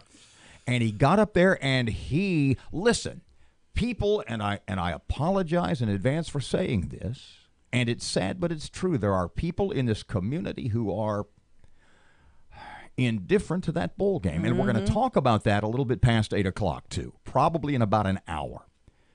But I sent the link to this audio of Temple coach Ed Foley, who was here in town earlier this week, and he got up and gave a talk. It was the team introduction dinner. I think it was Tuesday night. I hope that's right. I know it was one evening this week. And he knocked people. That entire room, from people who were there, they were ready to run through walls for this guy. They don't play for him, obviously. I'm going to play it for you right now. If you haven't heard it, it's about a minute long. And he didn't get the job. You can tell us the rest of the story when we get back. Yeah. And they didn't. Listen to this guy. And this is the guy who didn't get the job. But our football team is going to come down here ready to play. We're going to practice really hard. We're going to play really hard. I hope that we play well, but I know that we'll play hard. And we're going to find out about Duke, and we're going to find out about Temple, and we're going to find out about which one of those football clubs wants to hit each other harder or longer. That's what we're going to decide here on the 27th.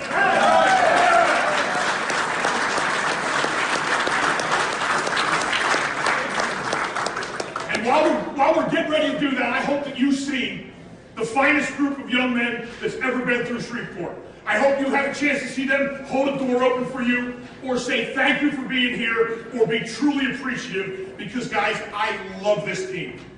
And I love these players, and I know you will too when you get around them. Please, get around our players. They are going to love you. They are going to love Shreveport, and you're going to love them. And they are going to be so appreciative of being here, guys, that it's going to be one of the greatest teams that you've ever had here, I promise you that. So we're fired up to be here. Thank you to everybody for having us.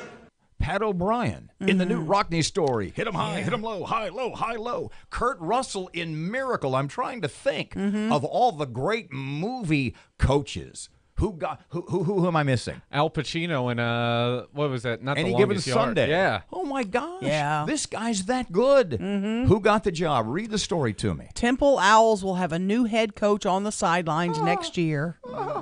It won't be Ed Foley.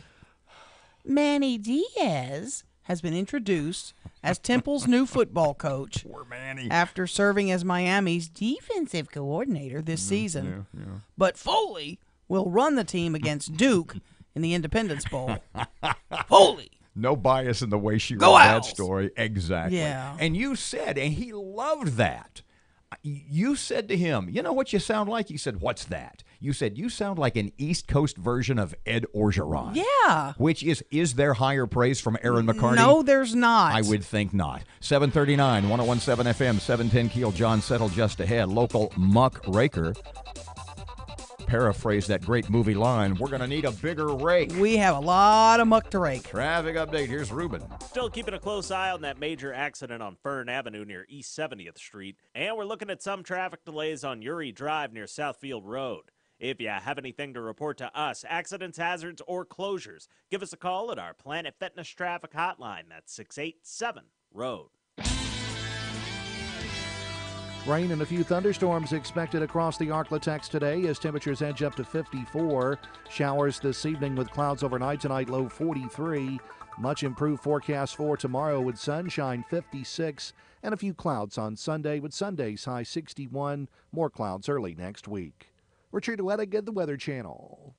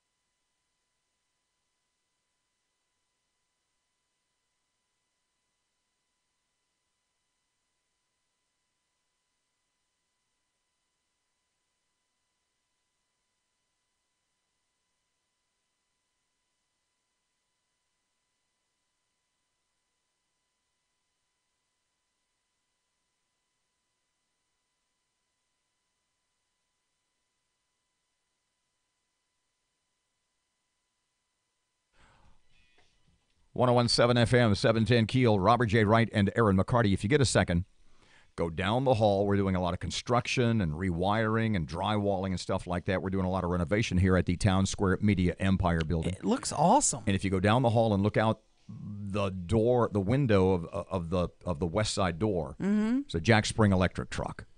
Ooh. So they're here to check the Jack Spring electric shock buster button and to rewire some stuff in the sales office. Right. Hopefully in that order. Mm-hmm. John Settle, local muckraker, Shreveport's #1 raker of muck. John Settle is standing by. Hey, Mr. John, welcome back to Keel. How you doing today? I'm great. How are y'all? I am looking at the headline of your latest online column, and it basically starts off, and we'll get to some of that in a second. Hopefully, Brian Crawford cover-up is Tyler's last. We'll get back to that. But I want to quote to you a couple of lines from your column, from your article, from your blog, and I want you to explain some things to me. Here's what you wrote. It is common knowledge that when she was hand-chosen by the downtown crowd in 2013 to run for mayor, that the only condition that she, meaning current Mayor Ollie Tyler, that the only condition was that she name Crawford, Brian Crawford, as CAO. Question number 1, John, who's the downtown crowd? Well, it's generally the Committee 100, the Chamber of Commerce group of people. And they provided a lot of money to the campaign at that time too, right? Well, yeah, if you look back to 13, my goodness, yes. I mean, I think Tyler raised $400,000 that year, but they initially funded major bucks to her campaign during that campaign, yes. So when you say downtown crowd, walk me through that list again. Is it a lot of people? Is it a couple of people? Is it one person? Is it like it's the Committee of 100? There's 100 of them. Well, you know, I've slept a lot since 2013, but I mean, you could go through if you go back to the initial group that was her campaign team, the initial parties that she went to, the initial contributors. There were a lot of things going on in Southern Trace and in high-end neighborhoods, and it was basically an all-white committee that put her into office, with the exception of Roy Griggs, the McDonald's person. So I just think that they were looking for a candidate, and this was a tried-and-true person in the sense of being around, known to the community, and at the school board, and that's who they jumped on the campaign. That's about all I really need to say. And then you go on to say the only condition, was that she named Brian Crawford, as CAO. How do you know that? Who told you that? What's the source? That goes back a long time, but, if you have your ear to the ground like I did then, there was a concern of bringing in somebody who had not even lived in the city for a while, much less ever probably been in City Hall. And Crawford was high in the ranks of a lot of people in known entity. But, I can't at this juncture call specific names, but it was pretty much common knowledge if you were running the political circles back in 13. At that time I was heavily involved in Patrick Williams' campaign, and so I had my ear to the ground really from January on in 2013. So who was really calling the shots at City Hall for the last 4 years? Was it Miss Ollie, or in your mind was it Brian Crawford? I think it was kind of both. I mean, we all know that Mayor Tyler has a penchant for over-managing. I mean, a mayor that gets hung up on looking at Facebook posts and things like that. She was an administrator by nature, her past job performance, and that's what she was here. I think they both. I think she micromanaged departments as well as Crawford. Okay, John, let's take it a step further. Some of the Committee of 100 supported Perkins this time around. He hasn't lived in town long. He doesn't have roots here. Is there some sort of deal, do you think, in the works for who his CAO will be? No. Let's think about how his campaign really started. I didn't meet him until after that infamous meeting at Petroleum Club that Byron Tinkle set up, and a group of, I think, 40 individuals who were not the traditional Shreveport power base were looking to find a candidate. And some, yes, there are some members of Committee 100 who gave in funds, but if you go through like I have, they did not support him tremendously, either number-wise or dollar-wise. But is he at a disadvantage if he brings someone from out of the area in to be CAO? Because he hasn't been here. That person wouldn't have been here. Does he need to find somebody local? I disagree with that. The mayor of New Orleans, the new mayor of New Orleans, and unfortunately I can't remember her name. LaToya Cantrell. Correct. she hired as her CAO a Hispanic individual that had been with Houston for 10 years, had been assistant CAO there, had a degree in public administration, and had handled, as his most recent challenge, the flooding in Houston. So I think you need to bring in an experienced person that has experience running a city, probably in a city larger than ours. They could be a quick study. So I don't see that as an issue. You seem to have a problem, a big problem, I would think. You call it the Brian Crawford cover-up, the resignation of CAO Brian Crawford in late November, but the fact that it didn't come to light until recently. Is that a cover-up, or is it just kind of smart politics? At this juncture, I really don't care. Honestly, and I think it's really good that he resigned and left, because it makes it much easier for the transition. Brian is a bright bulb, but he never was known to be that cooperative with people who disagree with his interests. So I think it's probably good for Brian and definitely good for the Perkins team that office is empty. At this juncture, I really don't care. I think it's reflective, though, of how she has run her administration. Tight-lipped, a little small group of people, mainly that she brought over from school board days, and that she didn't have full transparency discussion. But that's been the hallmark of her administration. The transition team, the Perkins transition team, what does that list of people say to you? I think it's fantastic. What I like is that I only know 3 of the people to speak to personally. 4 other names I recognize and know who they are. The other 7 I haven't heard from Adam. I wouldn't know from Adam. But we have a broad base of people with presumably tremendous background experience. But I think it's good that I don't know as many of those people. Shreveport too long and said, I don't know who's in his camp, or I don't know those people. Well, we're a big city, and I'm glad there's a whole bunch of people I don't know that are involved. That means he's reaching out and bringing in new people. I think it's a strength. You're not hearing about any side deals to pay off nothing like that at all. I doubt that would happen at all. This guy comes from a military background, and that he doesn't need any side deals. If you look at the amount of money he raised and the wide number of people who gave him money, tremendously wide number, there was nobody driving his train. If you look at the last reports by Tyler, there were 3 or 4 business people who, between their businesses and their personal people and their family, gave major dollars, like up to $10,000 to Ollie during both of those things. So I don't see any problem with that. I don't see there's any deals. He doesn't need any deals. Look what his mandate. So I doubt there's any of that going on. Political muckraker John Settle. Thanks for your time. Have a good time. You bet. 101.7 FM, 710 Keel, 749. Here's Ruben. Still keeping a close eye on that major accident on Fern Avenue near East 70th Street. And we're looking at some traffic delays on Uri Drive near Southfield Road. If you have anything to report to us, accidents, hazards, or closures, give us a call at our Planet Fitness Traffic Hotline. That's 687-ROAD. Rain and a few thunderstorms expected across the Arklatex today as temperatures edge up to 54. Showers this evening with clouds overnight tonight, low 43.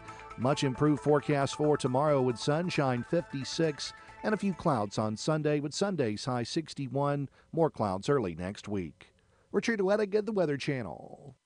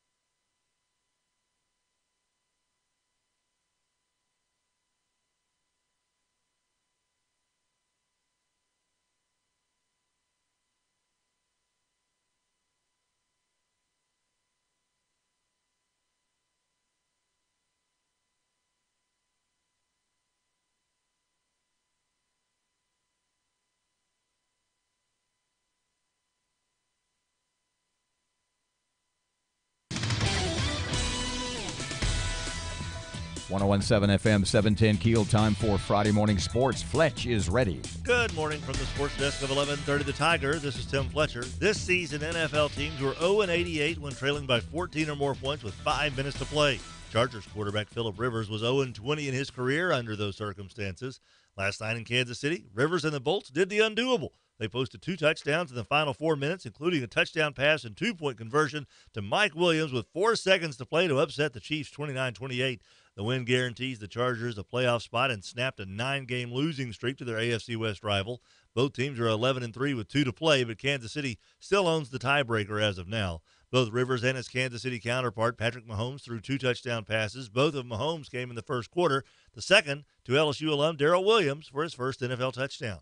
The Mudbugs will host the Lone Star Brahmas 3 consecutive nights starting this evening at George's Pond and Hirsch Coliseum. Each night, the spirit of giving will be celebrated. Tonight is Coats for Kids night. Each fan who donates a coat will receive a ticket to Sunday's game. Saturday night, it's Teddy Bear Toss night. Again, fans who bring a teddy bear to the game Saturday will receive a ticket to Sunday's game.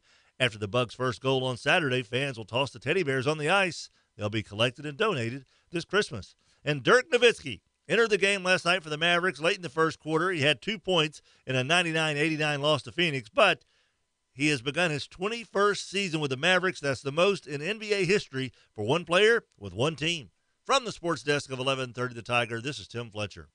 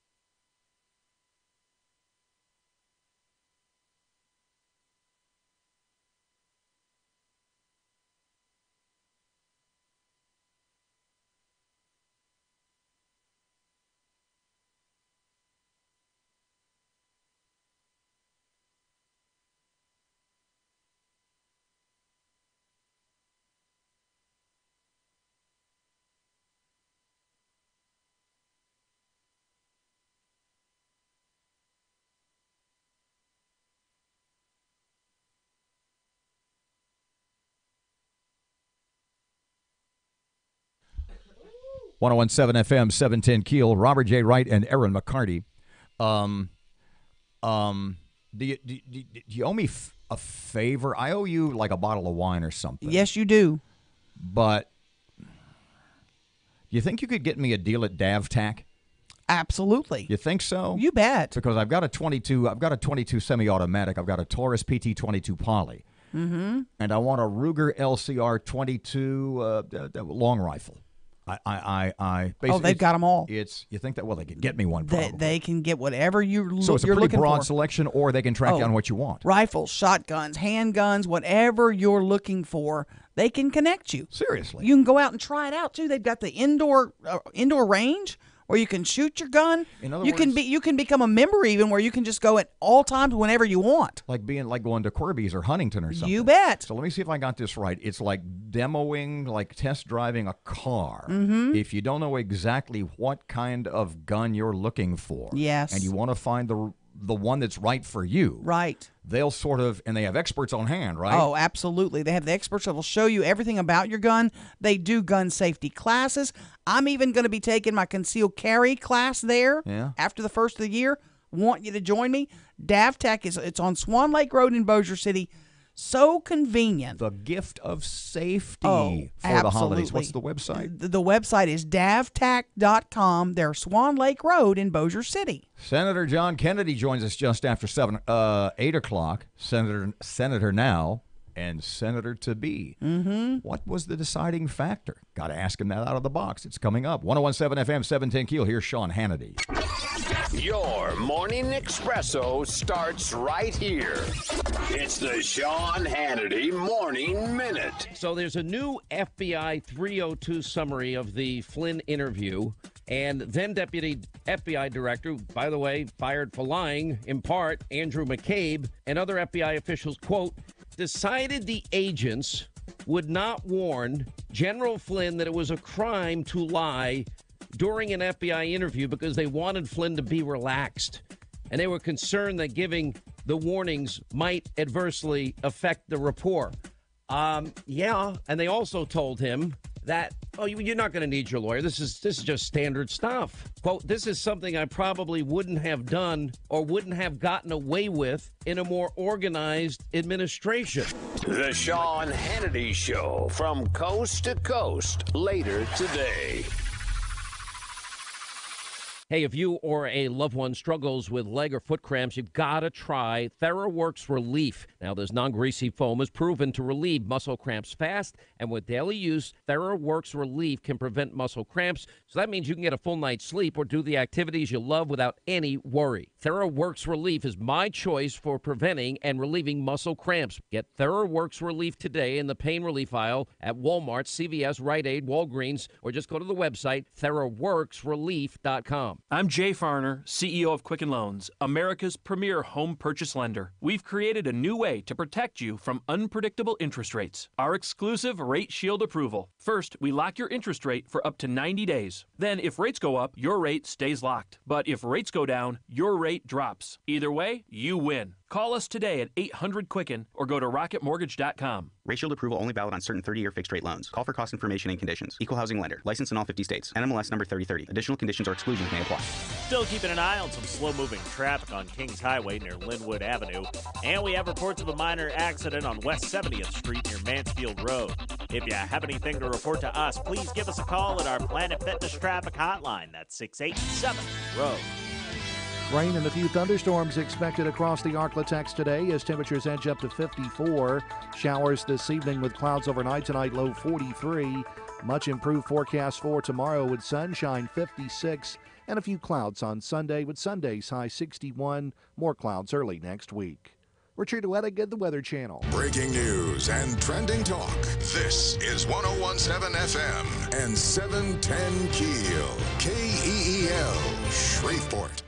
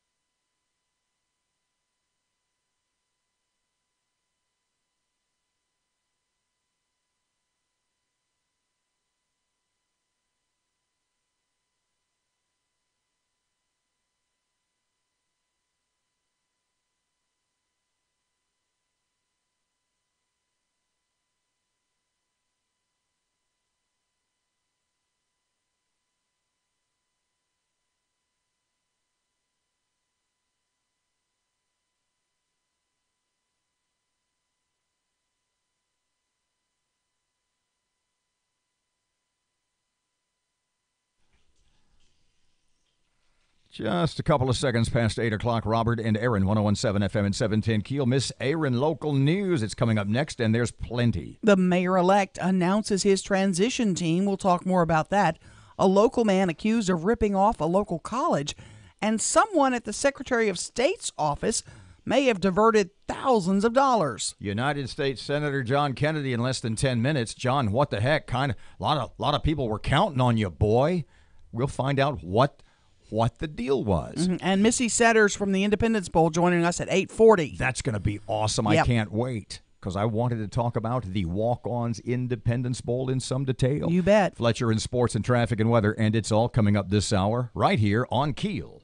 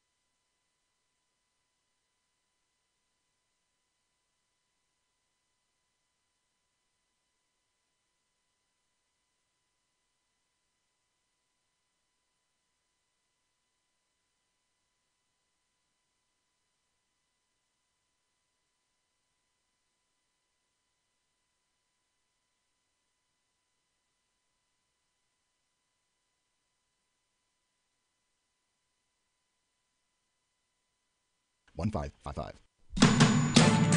power of information. KEEL News now. Mayor-elect Adrian Perkins will take over as mayor December 29th. Ahead of being sworn in, he's announced members of his 15-person transition team. This team includes business leaders, educators, servicemen, and Harvard faculty members. The advisory board will be co-chaired by Tony Williams, the CEO of Global Resource Solutions, and Graham Walker, president of Fiberbond. Perkins says the team will help him hit the ground running day one when he becomes mayor. According to Bossier fire investigators, a backup computer battery possibly started that destructive blaze at First Baptist Bossier. But State Fire Marshal Butch Browning says the investigation is ongoing. Well, the investigation is still very active. I mean, what was found yesterday was some suspicion around that area. There's still a lot of work left to be done to confirm if that is the exact cause. But, UPSs can be a common cause as anything electrical. Browning telling KEEL News this is very tedious work to find out exactly what went wrong. A man's been arrested for allegedly burning his apartment down. Vondrick Cawthorn arrested for intentionally setting his apartment on fire.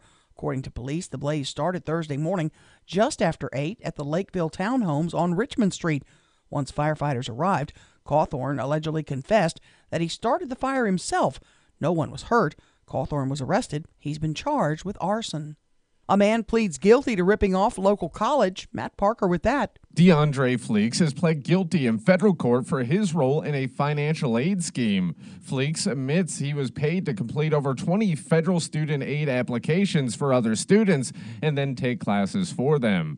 According to the prosecutor in the case, the scheme cost Bossier Parish Community College more than $400,000. Fleeks faces up to 5 years in prison. From 101.7 FM and 710 Keel, I'm Matt Parker. A Shreveport couple's been indicted for tax fraud. Robert and Donna Poimbuff indicted for allegedly hiding income from the IRS and making false statements on tax returns.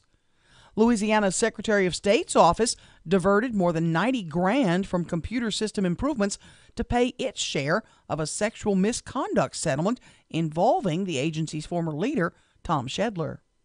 For the 13th time since 1990, Louisiana ranked 50th in America's health rankings. The state has never been higher than 47. 35 different areas of health are factored in to determine the ranking. Dr. Rhonda Randall with the United Health Foundation says among the areas of concern, child poverty is at the top, where Louisiana ranks last. The number of children living in poverty stayed the same for this year versus last year in the state of Louisiana, whereas in the rest of the nation it improved. Randall says research also found a high prevalence of frequent mental distress. Federal immigration authorities now confirm a 7-year-old girl who crossed the U.S.-Mexican border with her father last week died after being taken into custody of U.S. Border Patrol agents. Police in Alabama have locked up an 89-year-old woman because she wouldn't clean up the mess outside her small-town appliance store. She got just a day in jail. Her son got 30 days. I'm Erin McCarty on 101.7 FM and 710 KEEL.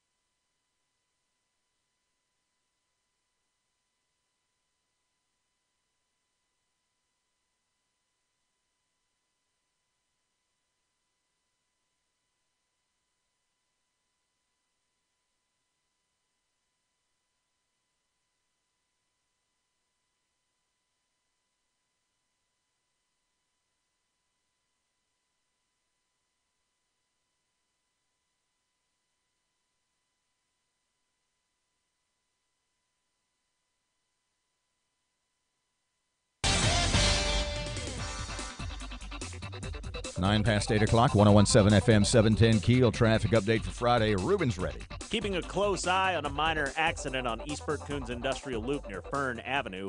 And we're still looking at some slow-moving traffic on I-20 westbound near Spring and Market.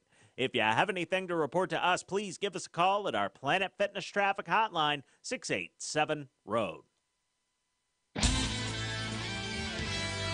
Rain and a few thunderstorms expected across the Arklatex today as temperatures edge up to 54. Showers this evening with clouds overnight tonight, low 43. Much improved forecast for tomorrow with sunshine, 56. And a few clouds on Sunday with Sunday's high 61. More clouds early next week.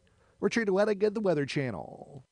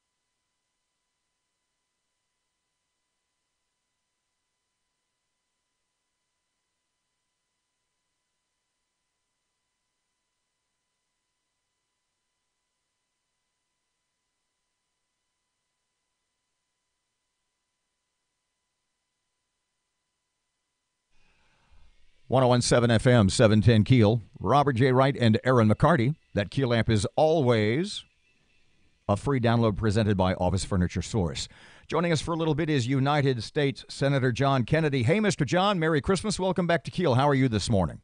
Merry Christmas to y'all, too. It's great to be on, guys. You know, Mr. John, the biggest news involving you of the last couple of weeks is your announcement to pass taking a shot at the governor of Louisiana. I guess the first question is, leading up to your announcement that you weren't going to run, how far in advance of the announcement did you make your final decision, and what were the factors? I announced it 9 o'clock on a Monday. I made the decision Sunday. I tried to be careful. Some people heard it, some people didn't, but in saying I was undecided, I know some people didn't believe me. I understand that. But I really struggled with it, and it wasn't about winning or losing, Robert. I mean, polls were pretty good for me, but it really was about what's what do I want to do? Where do I think I can do the most good? I just got to Washington. I've only been there 2 years. I've gotten a little traction, and we've passed some pretty important legislation. On the other hand, my state's in trouble, and it's not personal. I just don't think Governor Edwards is doing a very good job. But I gave myself a deadline on purpose so I would decide, and I sat down that Sunday, Becky and I did, and I said, okay, I'm going to trust my gut. And I wrote my own statement with the announcement and sent it to my staff and said, type it up and send it out Monday. And I know some people were pleased, some people weren't. I got a lot of pressure to run. I got a lot of pressure to stay in D.C. The president leaned on me pretty good, but I'm not blaming him. I'm not blaming anybody. It was my decision. There were, as well as I do, there were tons of people, and pretty darned important people, who were extremely surprised, shocked even, by your decision. Leading up to your final decision you said you made on that Sunday, was it that you were going to run and then weren't, or were you really undecided up until that decision time? Oh, I was really undecided. I mean, I really was. That's why I gave myself a deadline. Really, in terms of when governor's races start, they don't generally start in terms of until the January before the election. And I thought, well, maybe I'll take over the holidays to think about it. And I said, no, I'm not generally an indecisive person, and that's why I gave myself the December 1 deadline. And that Saturday, I had been in. I'd gone to the Natchitoches Christmas parade. I was in the parade, and so driving back that afternoon, I had a long time to think and made my decision. Don't look back. What did the president say to you? What was the conversation with the president like about that? Well, I'm not going to. It's a fair question, but I don't generally talk about my conversations with the president.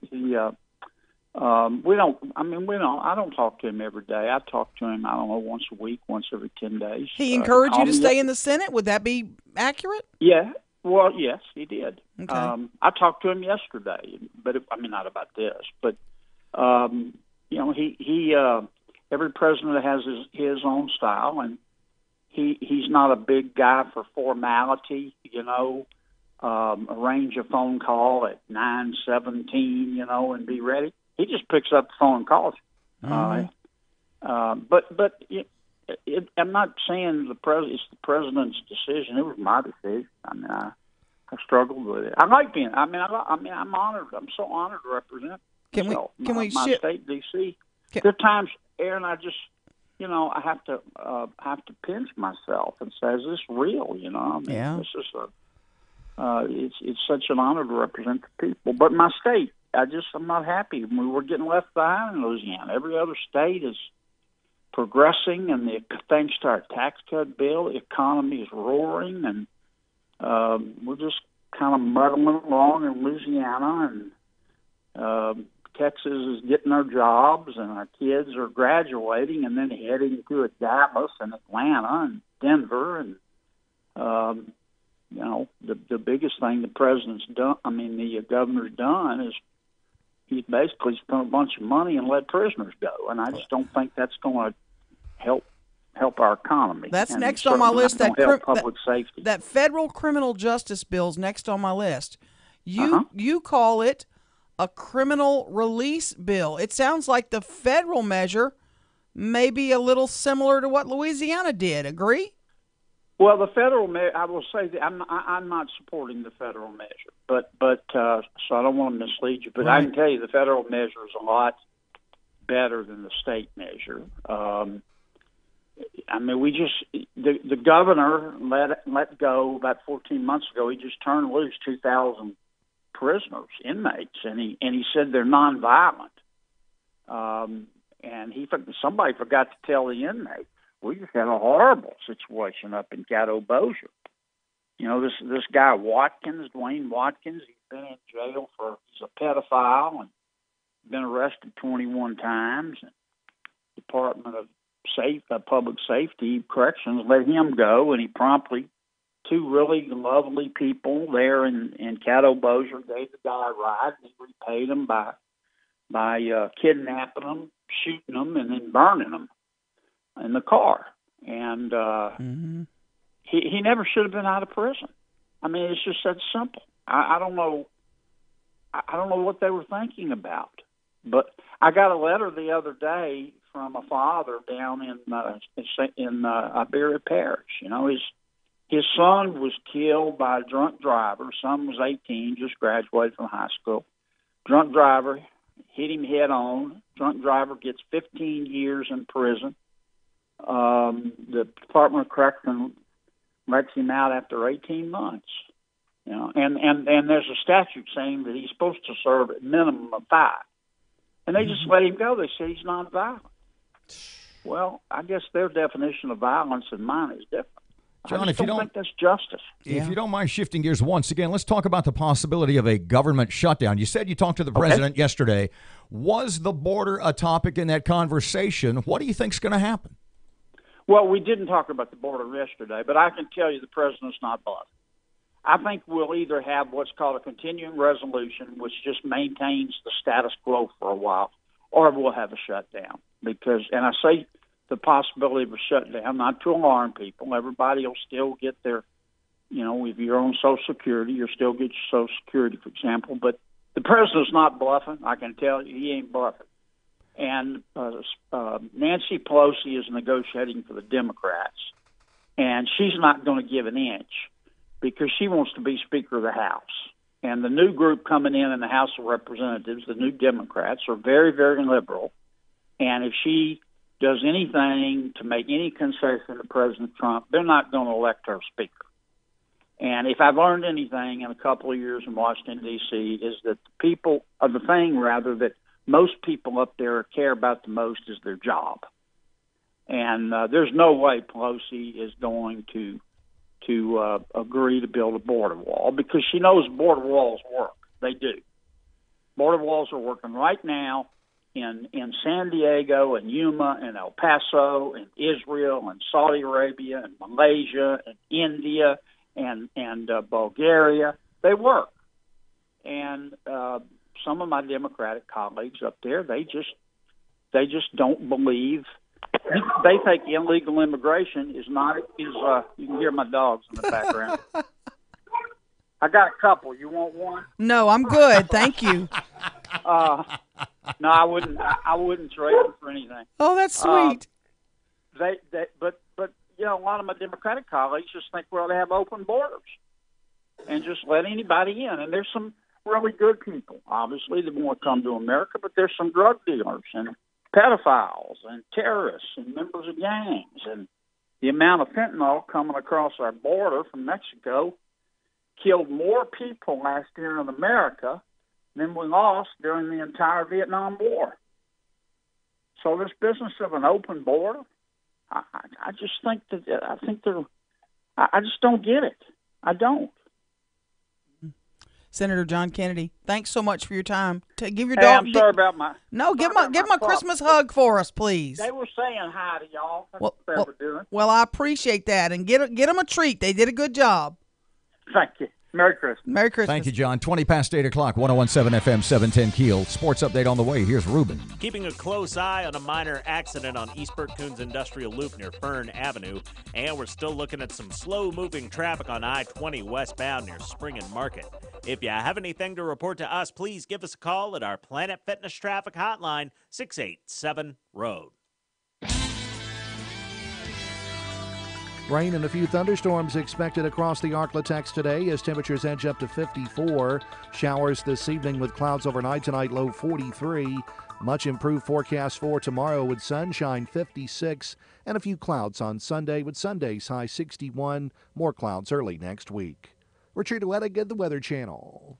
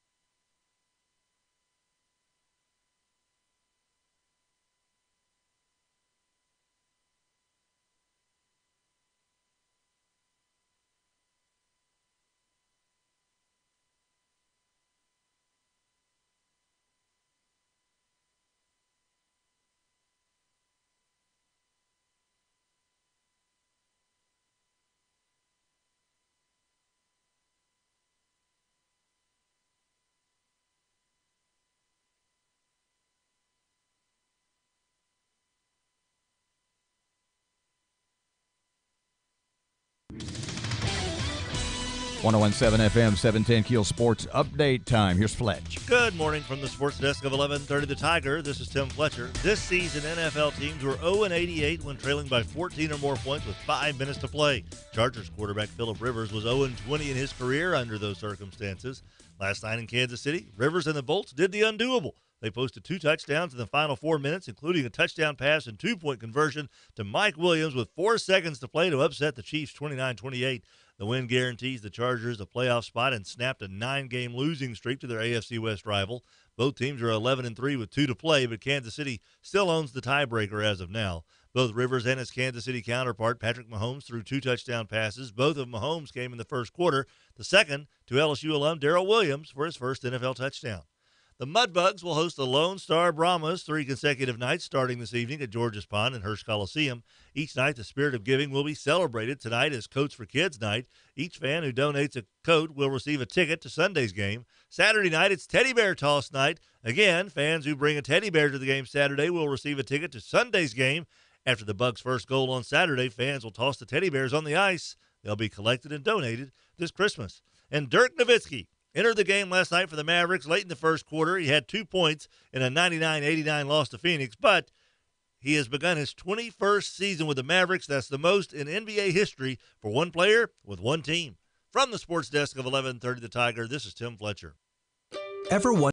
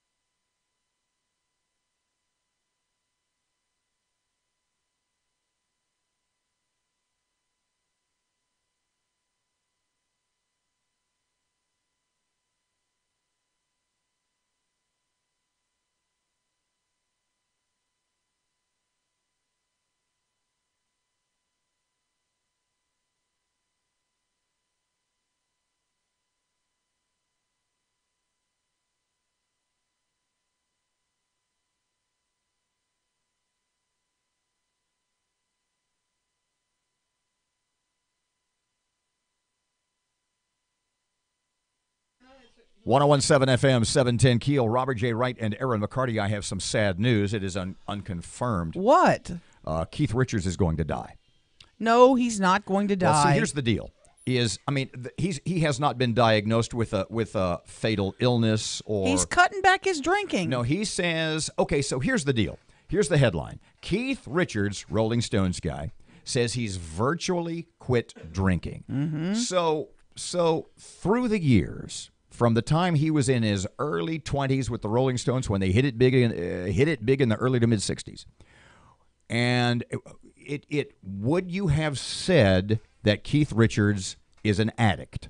Yeah. I would say yes. Oh, yeah. Okay. He's one of those guys like Eric Clapton. You read about it in the 70s or whatever. They were heroin addicts, and they went into like rehab and had all of their blood replaced with somebody else's blood or some weird thing. I don't know what really happened. But if you're an alcoholic, you don't virtually quit drinking. He says, yeah, every now and then I have a glass of wine, which is either, okay, so here's the deal. If he's an alcoholic, he's either lying or he was never really an alcoholic and he just liked drinking. I don't know. You got a choice. He's either an alcoholic and he's lying, or he just liked drinking a lot for about 50 years. Right. Yes, Parky? Well, Ronnie Wood, fellow Stones guitarist, said that he noticed a difference since he's cut back on his drinking. I'm not arguing that he's cut back. No. I don't think I just said he's lying. Mm-hmm. See, here's the deal. My father, and I've told you about this, and addiction to me is very interesting. My father smoked 70 to 80 cigarettes a day from the time he was probably in his early to mid-20s until he was in his mid-60s. Right. And he smoked those unfiltered Lucky Strikes that were about, 3 inches long. And he smoked almost 4 packs of cigarettes a day. And I'm in high school, and he comes downstairs one morning. We come downstairs. He's sitting at the table. And I told you this before. We had, that's me winding my parents' Timex alarm clock. That, that mechanical deal. Both my parents were smoking before their feet hit the floor. Oh, my goodness. My father would smoke in bed. Yes, before their feet hit the floor. My father would smoke when shaving. The point I'm making is this. My father smoked 80 cigarettes a day. And he comes down one morning, this is like 1968 or whatever, I don't remember, and he says, I've been reading a lot about cigarettes, that they're bad for you. I'm quitting. And we went, that's BS. You smoke 80 cigarettes a day. And he said, this is my last one. Wow. And he finishes it, a couple more puffs, he stubs it out. And he never smoked again. Unbelievable. So it's possible he just liked smoking. Yeah. Obviously, he wasn't an addict. He never got angry. He never got pissy, He never got irritable. He just liked smoking. It's entirely possible based on that circumstantial evidence. My mother smoked through 3 cancer operations and died of emphysema. She couldn't quit. Right. Keith Richards, I'm tired of drinking. He's probably got a pickled liver. I'm tired of drinking after 50 years. Yeah. I'm just going to quit. Now, the heroin, that's another story. Right. 29 past 8 o'clock, 101.7 FM, 710 KEEL, Independence Bowl Executive Director Missy Setters joins us in just a couple of seconds. In the meantime, Erin has local news up next, too. Here's Ruben. Traffic update on KEEL. The intersection at North Market and North Hearn Avenue is dealing with some slow-moving traffic right now. And we have some traffic delays on East Texas Street near Traffic Street in Bossier City. If you have anything to report to us, give us a call at our Planet Fitness traffic hotline. That's 687-ROAD.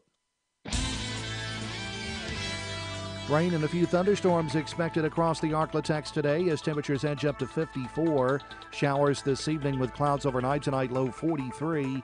Much improved forecast for tomorrow with sunshine, 56.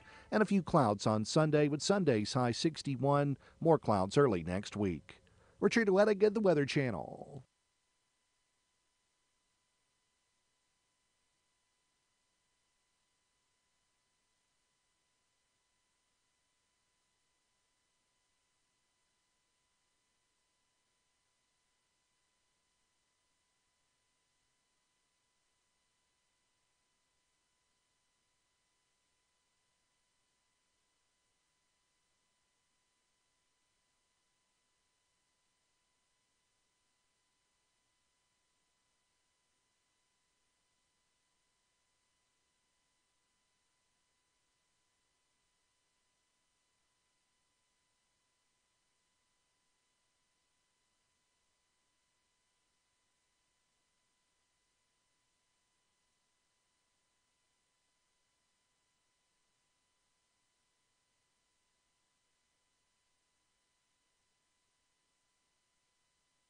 The power of information.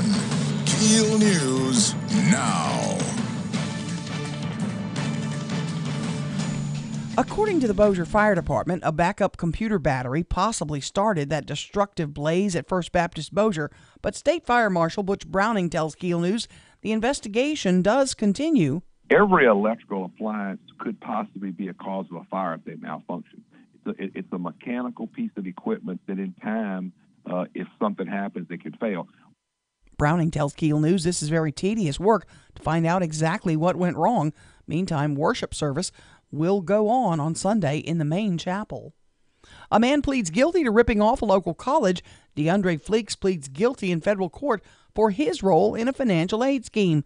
Fleeks admits he was paid to complete over 20 federal student aid applications for other students and then take classes for them to the tune of about $400,000.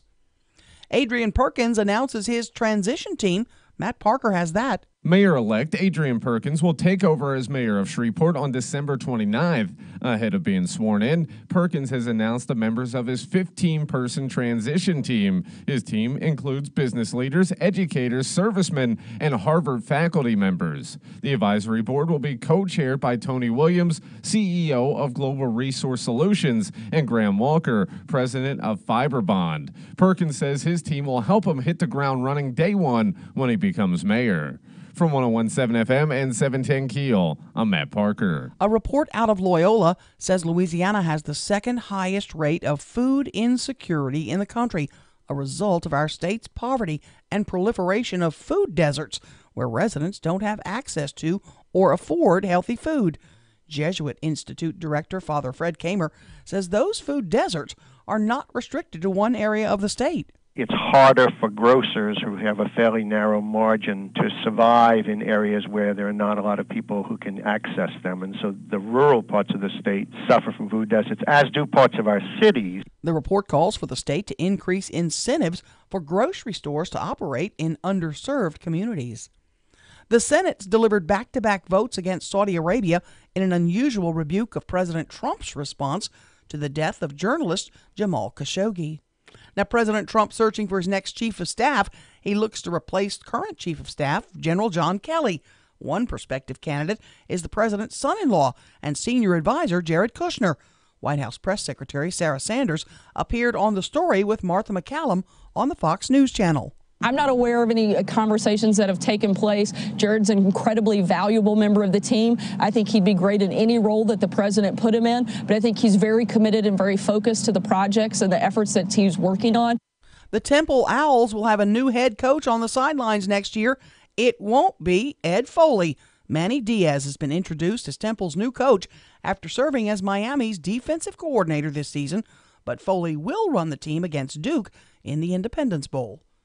I'm Erin McCarty on 101.7 FM and 710 KEEL.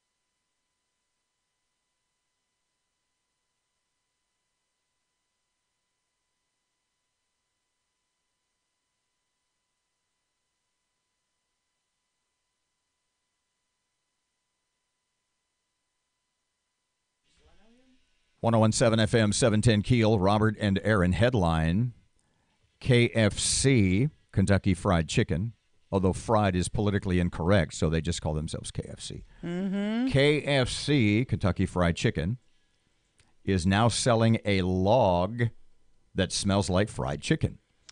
That is just ridiculous. But it's absolutely true. There's a photo. It says KFC. There's a picture of the Colonel. It says Colonel Harlan Sanders 11 Herbs and Spices Fire Log smells like fried chicken. Now, I'm wondering, does that mean it smells like the lobby of the KFC on Uri Drive? I'm not sure. Wow. KFC kicking off the holiday season with a log that, that it says smells like fried chicken. Thursday, the chicken chain announced it will debut the KFC 11 Herbs and Spices Fire Log. Oh, my goodness. When lit, the log will smell like the chain's fried chicken. Shoppers can buy the log for $18.99 at kfcfirelogs.com. Wow. Starting immediately. At KFC, we have always been proud of our role in bringing loved ones together at the holiday table around a bucket of our famous chicken. Says Chief Marketing Director, blah, blah, blah. This winter, we're bringing all the things we love, family, friends, and chicken, together around the fire with our scented fire log. Goodness. Wow. That's awesome. Oh, Lord. And only $18.99. What do you think their overhead is? About $4? Man. Traffic update. Here's Ruben. The intersection at North Market and North Hearn Avenues dealing with some slow-moving traffic right now. And we have some traffic delays on East Texas Street near Traffic Street in Bossier City. If you have anything to report to us, give us a call at our Planet Fitness traffic hotline. That's 687-ROAD. Rain and a few thunderstorms expected across the Arklatex today as temperatures edge up to 54. Showers this evening with clouds overnight tonight, low 43. Much improved forecast for tomorrow with sunshine, 56, and a few clouds on Sunday with Sunday's high 61. More clouds early next week. Richard Wettig, the Weather Channel.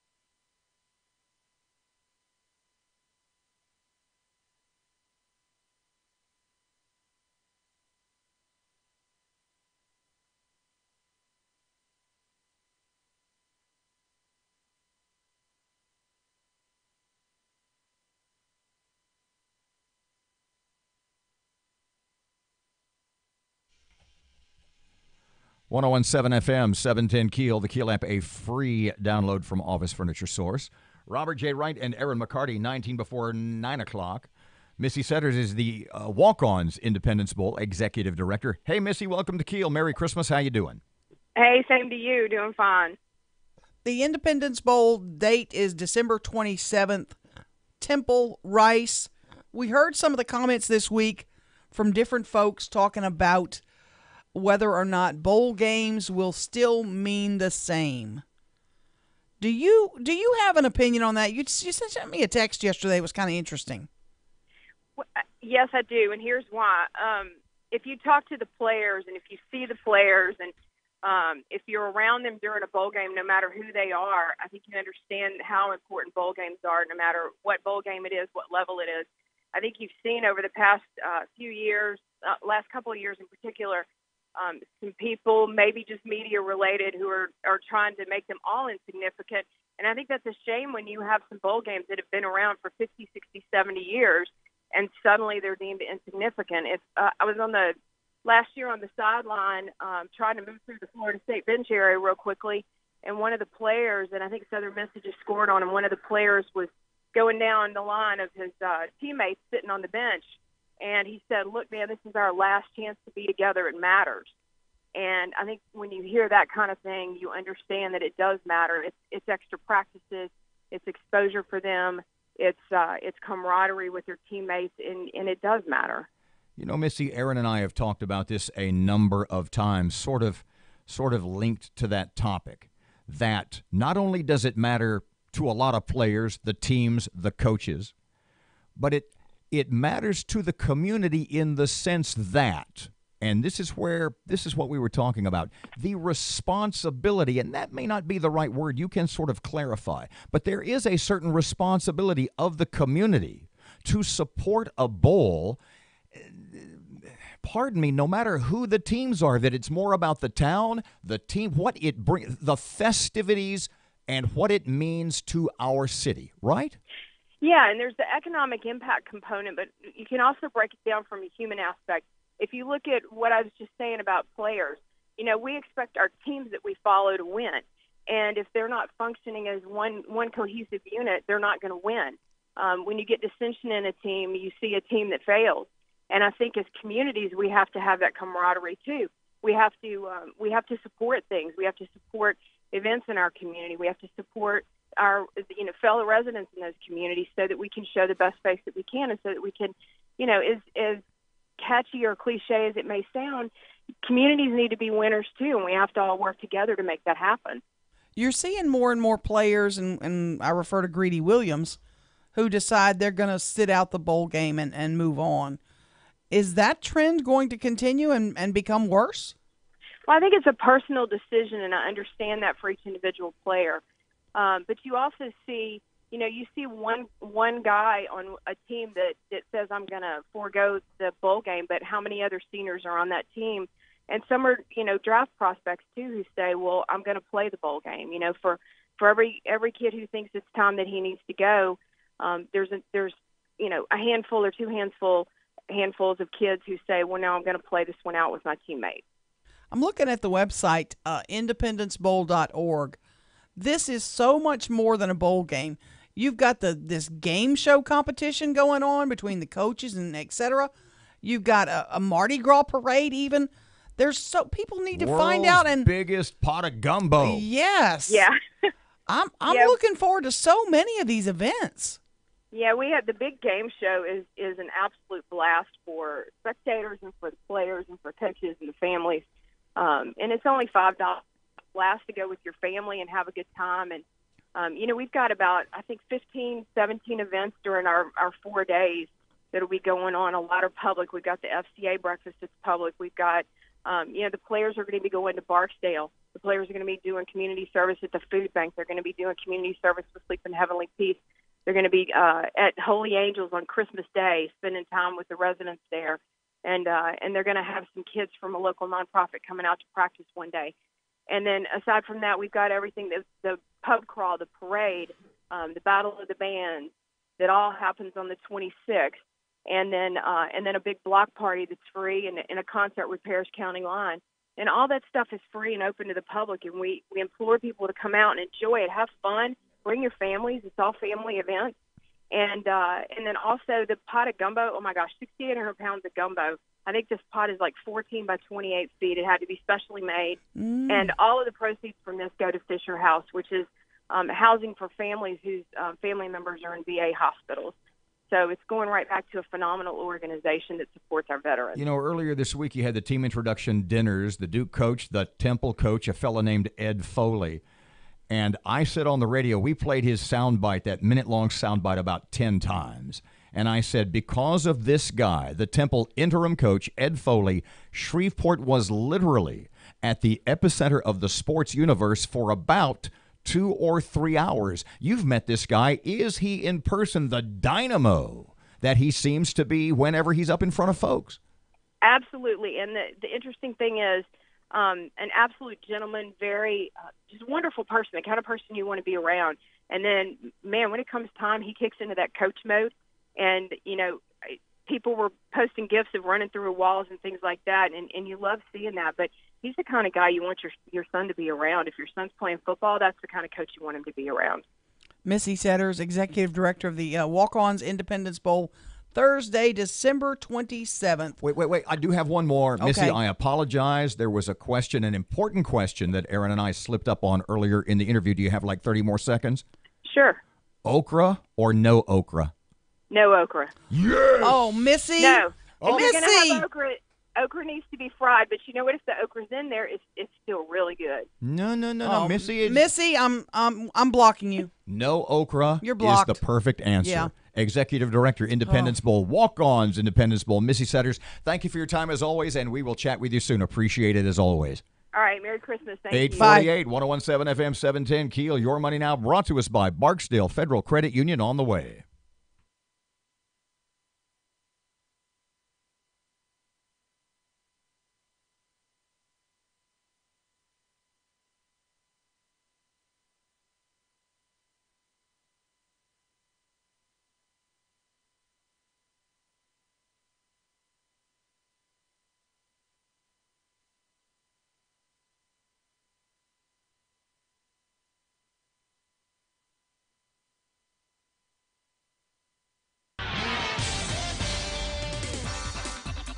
1017 FM, 710 Keel. The Keel amp, a free download from Office Furniture Source. It's 8:49. Your money now just ahead. One more traffic update. Well, a couple more, but here is one of those. Here's Ruben. The intersection at North Market and North Hearn Avenues dealing with some slow-moving traffic right now. And we have some traffic delays on East Texas Street near Traffic Street in Bossier City. If you have anything to report to us, give us a call at our Planet Fitness traffic hotline. That's 687-ROAD. Rain and a few thunderstorms expected across the Arklatex today as temperatures edge up to 54. Showers this evening with clouds overnight tonight, low 43. Much improved forecast for tomorrow with sunshine, 56, and a few clouds on Sunday with Sunday's high 61. More clouds early next week. Richard Wettig at the Weather Channel. Rush Limbaugh, weekdays from 11 to 2 on 1017 FM and 710 Keel for breaking news and trending talk.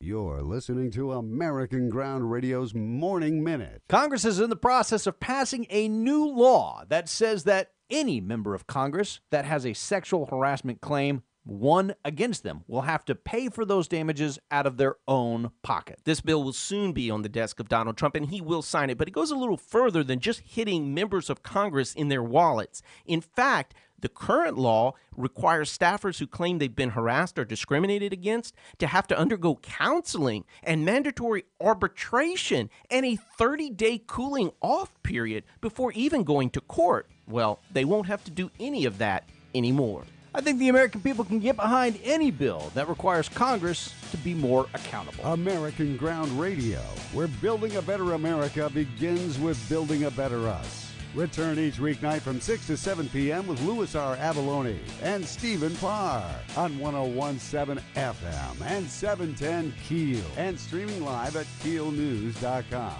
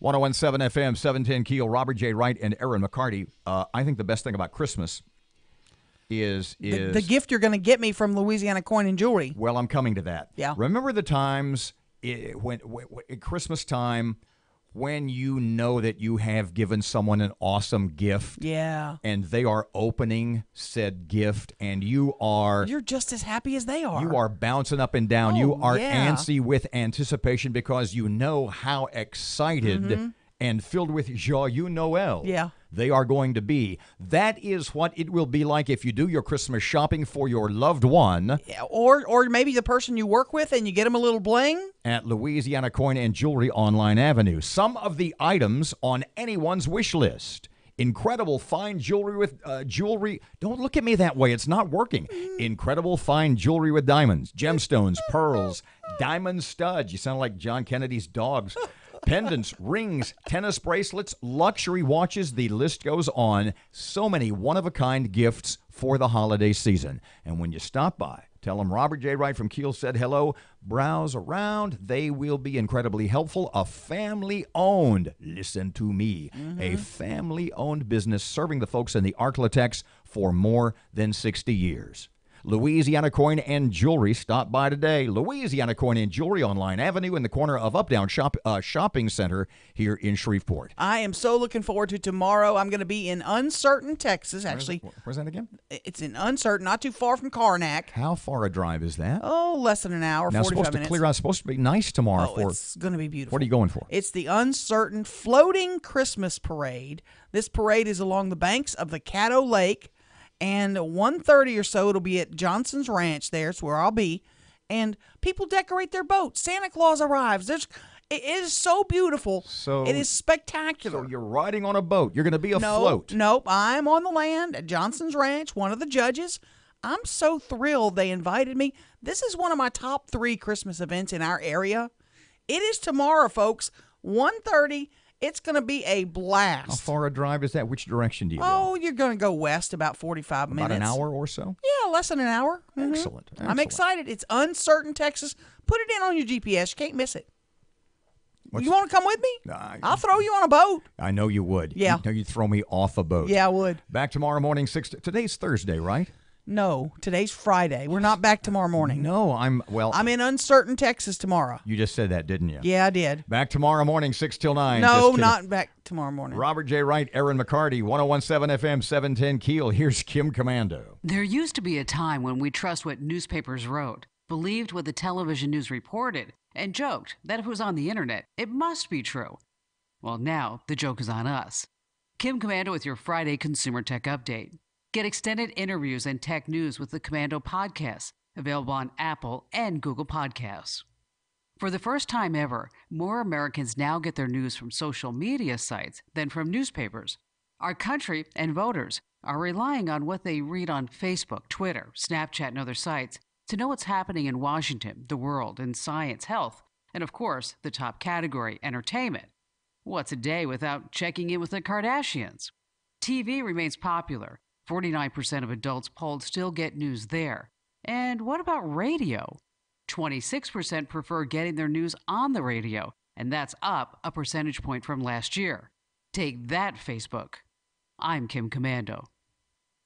Dell's dedicated small business advisors give you tech advice and one-on-one partnership to help you grow your business.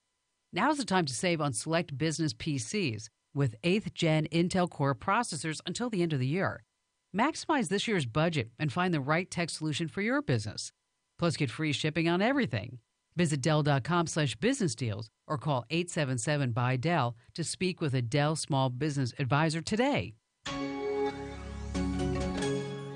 Indeed knows it's hard to find qualified candidates when you're hiring. It's like finding a unicorn. But when you post your job on Indeed, it's easy to find people with the skills you need. Nurse practitioner, 4+ years experience, acute care certification. Indeed has a huge pool of amazing candidates and screener tools that help you find your most qualified applicants. Whoa, an entire short list of unicorns. See why more than 3 million companies worldwide use Indeed to hire. Post your job at Indeed.com/hire. Indeed, the world's #1 job site. Source ComScore total visits.